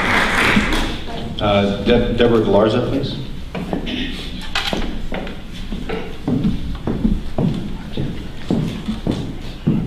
I'd like to thank the board for listening to public comments and the administration. Thank you very much. I'm excited about these things that you're going to be doing. I remember being in one administrator's office not too awful many years ago, maybe 10 years ago, and talking about integrated learning and putting it together. And I was told that some of these teachers have been teaching the same way for 20 years and you can't expect them to change. And I was just about floored by that comment, because I'm thinking teachers are here to teach. So I'm very excited about what you guys are doing with the project-based learning. One thing I could add to that is kids are smart and they have good ideas. And one of the things you could give them is give them this problem. Say, hey, we have this thing that we need. Give it to the kids and let them have a go. Make a game of it. One of the things I don't know if any of you, I'm not sure on the statistics of this, but I know that there's a school in Oxnard now that has solar panels. They've invested wisely. I think that it's very important that we invest what money we have wisely. We need to go solar. I'm not kidding you. If we can pay, make the electric company pay us. Yeah, I think Alan, Debbie, did Alan pay you to say those things? No. But I've been talking about this stuff forever, and nobody's listening. It's like, okay, okay. Let me. Debbie, yes. This is Alan. Alan, You guys. We gotta get together. After, get Yes, together. sir, okay, all right. So, well, the project, and I know this is, you guys have already voted on this, but the problem-based learning, one of the things I did when my kids came to school, and I looked at these, I saw those numbers that you put up, and they're very depressing. And I knew that I couldn't drive my kids out of town every day, you know, and my kids wanted to go to school here. And so I looked at what is the common thread, and I was on the reconfiguration committee that we had here, along with several of you, and we made suggestions to the board, some of them that you've actually, you know, done, which is a good thing. One of the common threads they had was the problem-based learning and the community-based learning, where they integrate things. You know, if you're going to talk about the kings and you're going to talk about medieval times, why don't you put in some, conflict resolution in there? How could they have done it differently? You know what I mean? So, and another thing that they had, we went to the high school in Carpinteria. They had, one of the requirements for the freshmen was that they know how to use the computer. It was one of the classes. They had computer, time management, planning, note-taking, and then another one of their classes was they had to have conflict resolution and tolerance as well. And this created a campus that was very, it just was a harmonious campus to walk onto. You felt it, and you felt also that the kids were engaged in. One of the things I want to make a comment about, I heard they put locks on the doors at the high school, okay? I don't understand this making a school a prison. I think instead of making it something like that, I understand that you need to get the kids there, but engage the kids so they want to be there. You know, I think that the kids think that the grown-ups are out of touch because they're walking around with iPods and phones and stuff. They know way more than we're ever going to know, I'm telling you. And they're doing things online that, you know, you talk about health here and sex and things like that. They got that already done in middle school, okay? That's happening already. High school is too late for that. Yeah. And also, as far as the nutrition goes, that should start when they're in kindergarten. And you know what? I'm arguing with my kid about McDonald's French fries. It's like, Mom, my nutrition's fine. It's like, no, you got to eat good for your bones. They don't know this stuff. This is stuff they need to know. This is health. All right. And then one of the things that I've talked to, I'm with a writers group, an international writers group, and they talk about the Americans and how they don't know how to. They know what to do. They know how to do things. They know about things, but they don't know how to implement things. So I think we're not teaching, and they're getting out of college even, not knowing how to self-direct, how to do it themselves, you know what I mean? So to get the kids so that they know what they're doing when they get out, and not everybody's gonna go to college, you know. If Rick Santorum was here, he would call us all snobs because, you know. Anyway, I'm sorry. But my son, he was watching TV the other night, he was listening to the politicians, and he said, I'm sorry, okay, I'll wrap it up real quick. Okay, so anyway, I just want to say that it's, not everybody wants to go to college, that there's technical schools, there's everything. We need to have the kids ready to go to work when they get out of high school if they don't want to go to college and to be successful in college. So that's that. The music thing. Okay, music is a big passion of mine, and I think, and I know that it's on the chopping block, okay, for the grade elementary school. I think this is a huge, huge mistake. Music, I researched music. I think music actually should be mandatory from the time they're in kindergarten because it helps their spatial learning, it helps the mathematic concepts, it helps with their, music, it engages them, they get, let's see, I think dropping music is going backwards, okay? And if you drop music in grade school, the chances of getting them to go into music in middle school and high school are practically nothing. Because my kids, I asked them, I said, would you have gone in high school? Or middle school? No, they would not have, because it's not cool. And then they're worried about being cool. By the time 4th and 5th grade, now they've got a peer group, and I'm so thankful for band to keep my kids out of trouble. You know what I mean? And I'm so glad it's there. So I think it's a huge mistake to cut music. I think there are ways around it. There's grants. If you offer teacher incentives to get grants, you know, to look for grants or pursue that kind of thing, we have the perfect socioeconomic group that we qualify for a lot of grants. I've looked it up online, so I just don't know how to write a grant. So I know that you guys have someone here that does it, so maybe incentives to do that. And then there was one other thing. Oh, the other thing is to bring in businesses to help us. I know businesses integrate the people that we like animation and things like that. Bring them in to help us fund our school because that's where our kids are going to go to work. Anyway, that's all I have to say. Is hang on to the music. Please hang on to the music, because their grade scores, API scores, it's been proven over and over again, the grades are better when they have music. Okay? Thank you, ladies.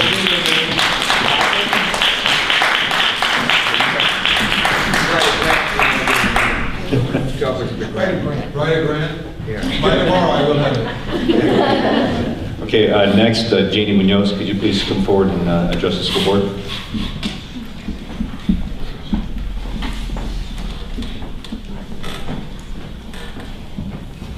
Hi, I'm Janie Munoz. I teach in the district, I'm a parent, and I'm also the president of the Fillmore Band Boosters, which is my main thing to talk about. I also wanted to thank the teachers and the board members over the past 12 years, because my son has gotten an amazing education in this district. He is able to apply to the top schools in the country. We won't hear for the next month or so where he's accepted, but he also, by the end of his junior year, had earned AP Scholar with Distinction, which means all of his AP tests, at least 5, had been a 4 or 5. And so not only are we proud of him, he has been from kindergarten in this district, and he's gotten just an awesome education. And part of that has been the band. He started with elementary music as a 4th grader and has done it every year. Because of having used the band as an after school, he's been able to participate all 4 years of high school, and it has been awesome for him. When he's looking at colleges, the first thing he asked was, do they have a marching band? Not because he's ever going to be a music major necessarily, but because that has been his passion, to be part of that group. And it's not just about my kid, it's about all the kids. We get more bang for our buck out of one teacher providing elementary music. She sees about 250 students a week, and starting with basic fingering on an instrument. And I think we've all been to the 2nd and 3rd year band concerts and hear the amazing sounds that come out of those kids who start out just playing do-do-do. And by middle school, high school, we've got a band that sounds fantastic, and I don't want to give that up. Very few of the students in this district would have any kind of music education without that. We don't have parents who can afford to go pay for music lessons. Aside from a few piano teachers, I don't know of any lessons taught here outside of our school district. The Band Boosters is a small group of parents. We've been able to fundraise for uniforms. We keep our instruments repaired beyond the amount the district's been able to provide, which has been shrinking in recent years. Every once in a while we get money to buy a new instrument. We're working now on a tuba and an oboe. But we can't raise the money to pay salaries. That's just beyond us. It's got to come from the district to keep our music program going. I think that's all. I think we've talked enough. Thank you, Janie.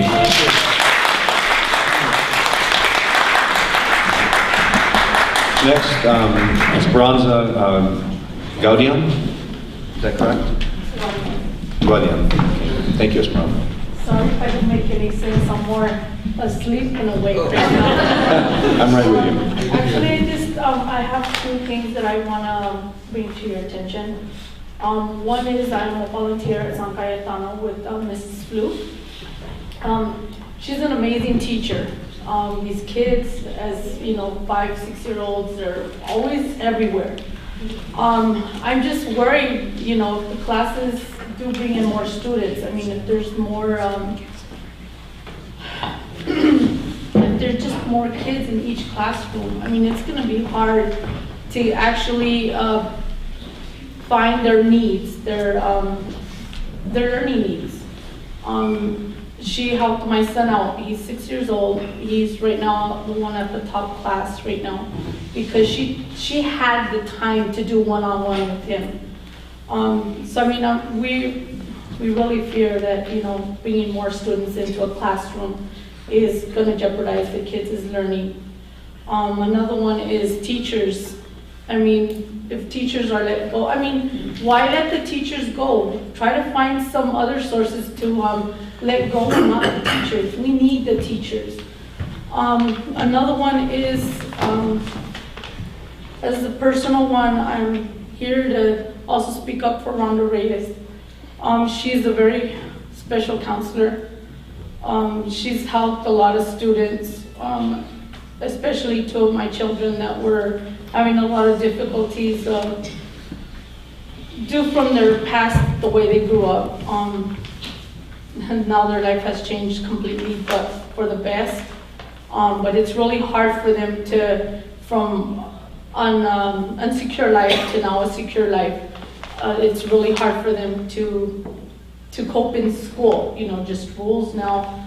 It's just, I can't get into it, but they had a very bad past, and now that their future is more positive, they're scared, like they don't know what to do.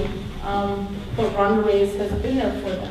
And this is just something a little that I wrote out, which I could have thought of much more things, but I know that we have a very short time. As for myself, I'm writing to let you know that Counselor Rhonda Reyes is not just a counselor, but a friend and someone who loves and respects our children. She is a positive person and a role model who is very well needed in her position. Personally, I can say she just doesn't do her job. She makes a difference in all our lives. Personally, just recently I heard a conversation between two parents. One of the parents was having difficulties with her son. Next year he will be going into middle school. The other parent was actually telling the parent with the son that's having a lot of difficulties in elementary right now. Rhonda Reyes' name came up. Okay, we're talking about elementary. She's in the middle school. I mean, she's gotten that, you know, that out of her jurisdiction. The mother was actually telling her she can help her son. I know she can help her son. And another personal thing that she's helped another young lady, which was actually being physically and verbally abused in her home. The reason why I found out is because my daughter associated with this young lady. It's not because she said anything, but she actually helped her get through it. This young lady did not leave her home, but she was really willing already to run away, hurt herself, which Rhonda Reyes is such a good person that kept her from doing those things to herself. Why don't we cut out material-wise? Because they're spending too much money on laptops, on other things that are really not even necessary. Keep your teachers and stop spending money in other places. Find the resources to pay your teachers. Keep teachers in the schools and stop spending them stop spending this money and other material-wise. But honestly, I mean, we need to keep Rhonda Reyes in the middle school as a counselor. She's helped very many young people. And as, like I said, Miss Fluke, Lisa Fluke, she's wonderful. I mean, if we put more kids in her class, I'm gonna have to volunteer a lot more work hours. But I mean, seriously, just from volunteering work, I mean, it's going to be hard for these kids to really get a one-on-one learning time, and that's really going to jeopardize them, and they're going to kind of lose out in the future and during time in school also. Thank you.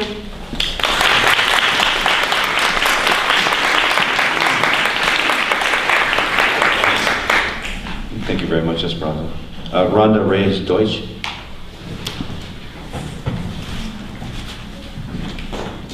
Thank you, and thank you very much. Oh, that was very sweet.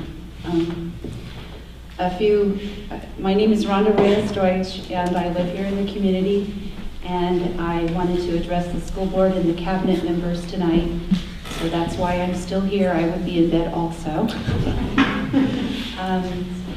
When some parents, I had shared with some parents that my position may be eliminated, and all of a sudden I had several parents coming to me, and they've written letters of support.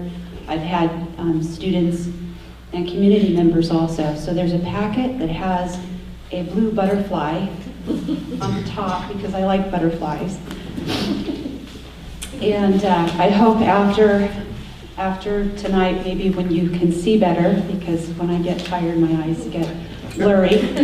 Too. Yes. Please do read all of those letters. They're all very heartfelt, and in some cases, they've shared very personal stories, and in certain cases, having a second counselor has actually saved their lives. First of all, I am completely grateful for having the counseling position at Fillmore Middle School, supporting the needs of our students.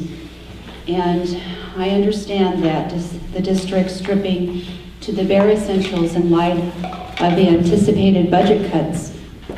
However, eliminating the counseling position does not eliminate the needs of the students. Middle school students need even more support transitioning from the elementary school to the high school, with the ultimate goal of high school graduation and college enrollment. We have students that are cutters. Others are dealing with the loss of a parent or being cyberbullied or even homeless.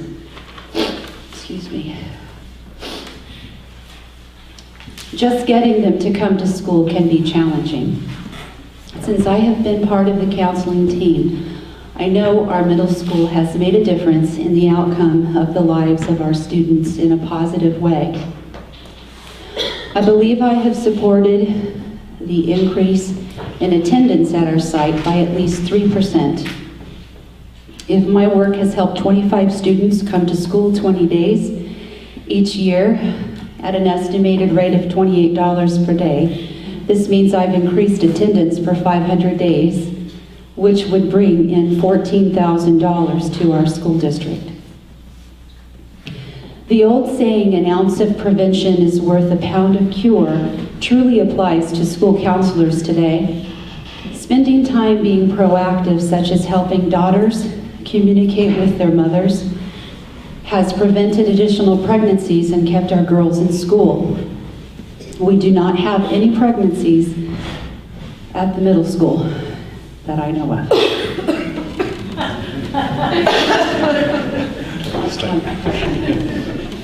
This has not been the case in the past. The Mother and Daughter Workshop is one of the many programs that I bring into the district. The cost of such a program would be roughly $3,500 for one of the workshops, and that's what the district would have to pay.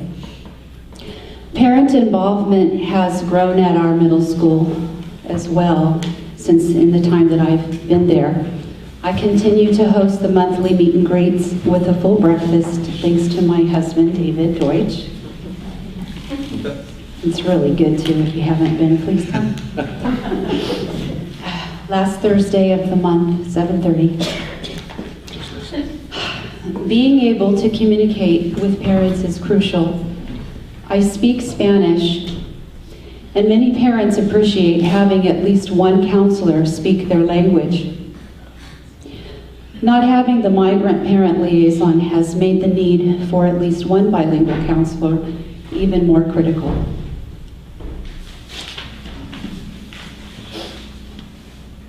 Other community resources that I bring to our middle school are programs that educate our students on nutrition, the dangers of tobacco use, anger management, and general life skills. Students and parents get additional counseling support through my referrals to other community organizations. I firmly believe that by providing these wide range of services, we have reduced the number of student suspensions, encouraged more positive learning environment, and created a safer school on our campus. I live in this community, and I also have a daughter that is currently attending Fillmore High School. She's an honors student. I have a vested interest in this district, and I have been able to extend my working hours some days from 7 in the morning till 9:30 at night, doing what I believe in. I look forward to continuing to serve our students and their parents for many years to come. And I thank you for listening to what I had to say tonight. Thank you very much. Thank you.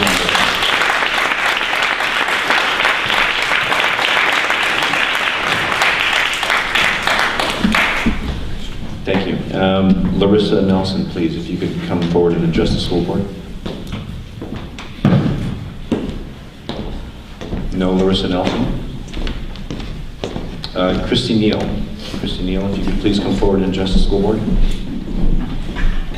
And again, thank you all for bearing with us through this cold and long evening, but as I said before, I really think it's worth it.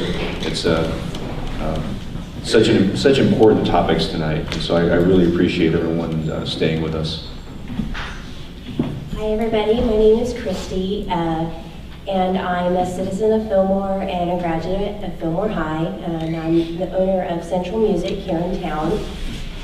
So I've come here to just give you a few quick statistics that would hopefully help you make your decision, your difficult decision that you have before you, so that we can all get home. And it's regarding, of course, the music program, because I obviously have a passion for the music program. Schools with music programs have significantly higher graduation rates, 90% compared to 72% with schools that do not have music programs. And schools with music programs have significantly higher attendance rates, 93% compared to schools with no music program at 84%. Students with a music program education score 22% higher in English on standardized testing and 20% higher in math on standardized testing. On SATs, students with music education have 57% higher scores on verbal and 43% higher scores on math. And also to say that more students go to college on band scholarships than most other scholarships. So I hope you'll keep that in mind in your difficult decision. Thank you for listening.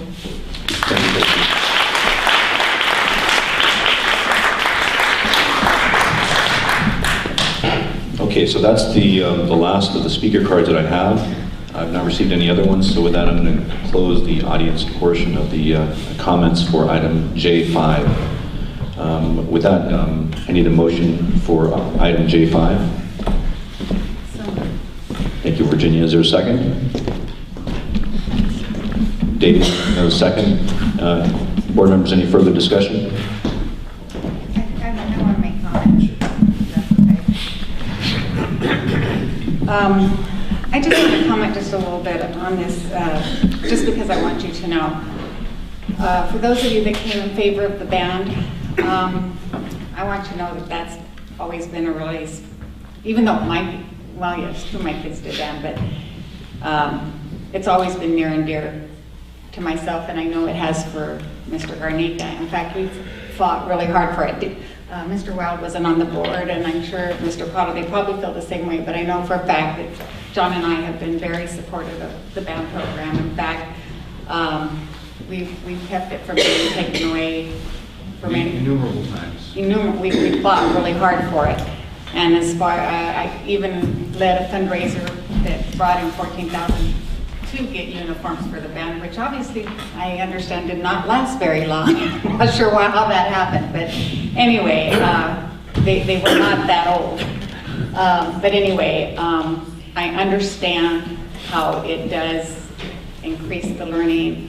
We understand all that. But we really are up to the point to where we're up against the wall. I hate to say it, but I don't know how to say it, and it's unfair. The resources, we have held them off as far as we can. We're up against the wall. There's teachers that don't hardly have paper to make copies of whatever. I know many of these teachers are taking out of their pocket. They've always taken out of their pocket, but even more so now, I'm sure. It is up against the wall. And next year, I can't even, I don't even want to. Every year I think this has got to be the worst of the worst. It's got to start getting better. And obviously it hasn't. But I'm just letting you know, we are big supporters. Otherwise, we'd be looking at the middle school. But we're trying not to do that at all. But it's come to that point, and we don't know what else to do. There is no sources. Pardon? Please don't look at us anymore. No, we're trying not to. We're trying not to. I don't want to. I don't want to. Anyway, I just had to make those comments because we are big supporters. We have looked at all the resources. There's just nothing there anymore. There's nothing else. And I actually thank especially you, Dr. Bush, for keeping us to this point. I'm surprised we are in the shape we are now. This should have happened 3 or 4 years ago, the way other school districts were, and we've been able to hold that off for us, and we've been in better shapes than a lot of other districts. But we're just at the bottom. Anyway. Can I ask you a question? Is this any way reversal if we by some miracle or able to come up with some kind of way to fund music? It seems like it's a blanket thing.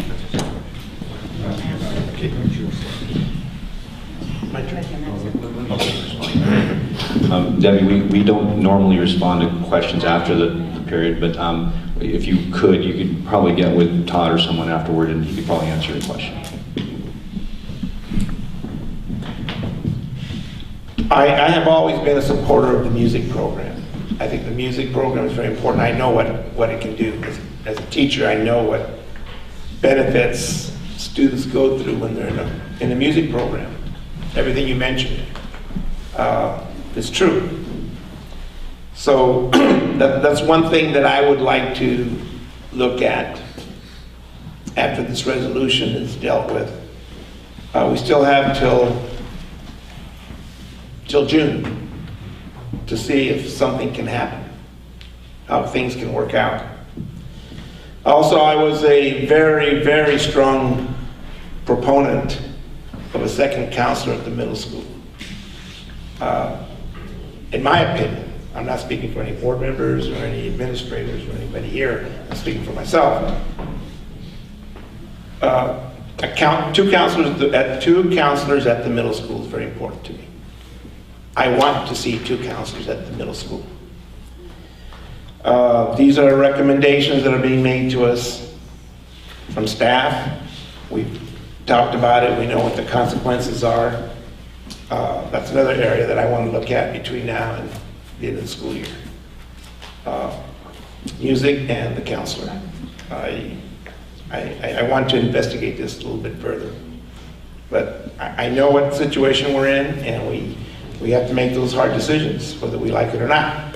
I don't like being put in this position, but we're here, and we have to make the decision. You want me to say something, John? Yeah, I'm not really sure what to say. I've never been one, to think about and be concerned about budgets. I was always worried about what was going on in my classroom and what I was going to do with my students to get them where they needed to be by the end of the school year. But I do know the budget situation is absolutely critical. We missed it, didn't we, Mike, yesterday? But we were looking the wrong way when we were in the Capitol building in Sacramento yesterday. But we heard from a lobbyist that was working with us on another issue that the Big Five, which are the superintendents from the top 5 districts in California, walked out of the governor's office with him, and they were all white as sheet. And I guess what we got was, that they were given the real bad news that things were just going downhill fast. And, so you start hearing comments around, and districts are thinking about rolling back salaries, having employees start paying for part of their benefits and stuff like that. And, that's just to scare the daylights out of me. I mean, I spent 37 years as a classroom teacher and another few years, involved with education with the county Office of Education in Ventura, Camarillo, excuse me. Anyway, it's just really scary, and I know the decisions are going to be made aren't going to make everybody happy and so forth. But with my lack of experience with this budget stuff, I'm not really sure what the alternatives are. I have no clue what we're going to do and how we're going to deal with it. But it's an issue that has to be dealt with nevertheless. Wrapped up again. It's okay. Well, I just like to say, you know, I've been on the board over 12 years, and it's unfortunately I've had to sit through these kinds of meetings far too often in the last 3 or 4 years. And I guess I just want to close with this. I mean, I'm looking at this list of FTEs that we're going to reduce, and it's basically 22 people are going to, their lives are going to be really drastically affected. For me personally, I mean, I know and have spent social time with very many of these people. So this is really hard. I don't like the idea that some of my friends are going to be having to face pink slips, and it's awful. So, but you know, we've got a responsibility here to the community and to the schools and to our kids. So it's just really unfortunate. I don't like doing this, but we have to do it. So with that, if there are no further comments, all those in favor of item J5? Opposed? Okay, it's 4-0. So, okay, next item.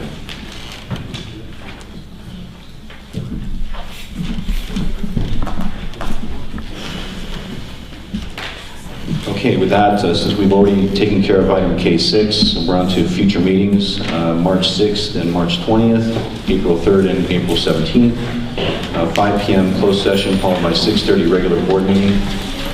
Any board members not able to attend these? Yeah, I talked to Alan about it. I won't be around.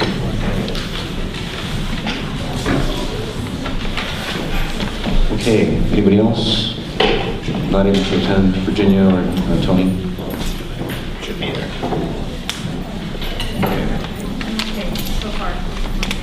Okay, and with that, board members, unless you have any final closing comments, I'd like to go to adjournment. Not really, just thank you, Ellen, for your presentation and providing us an opportunity to listen to the kids. That was really great. I really appreciate that. Okay, so with that, we're going to, the board is going to continue our closed session from before the meeting, but I need a motion to adjourn. Second. First and second. Okay, I have a first and a second. All those in favor? Aye. Opposed? It's 4-0. Yes, we're going to go to the other board. Yes.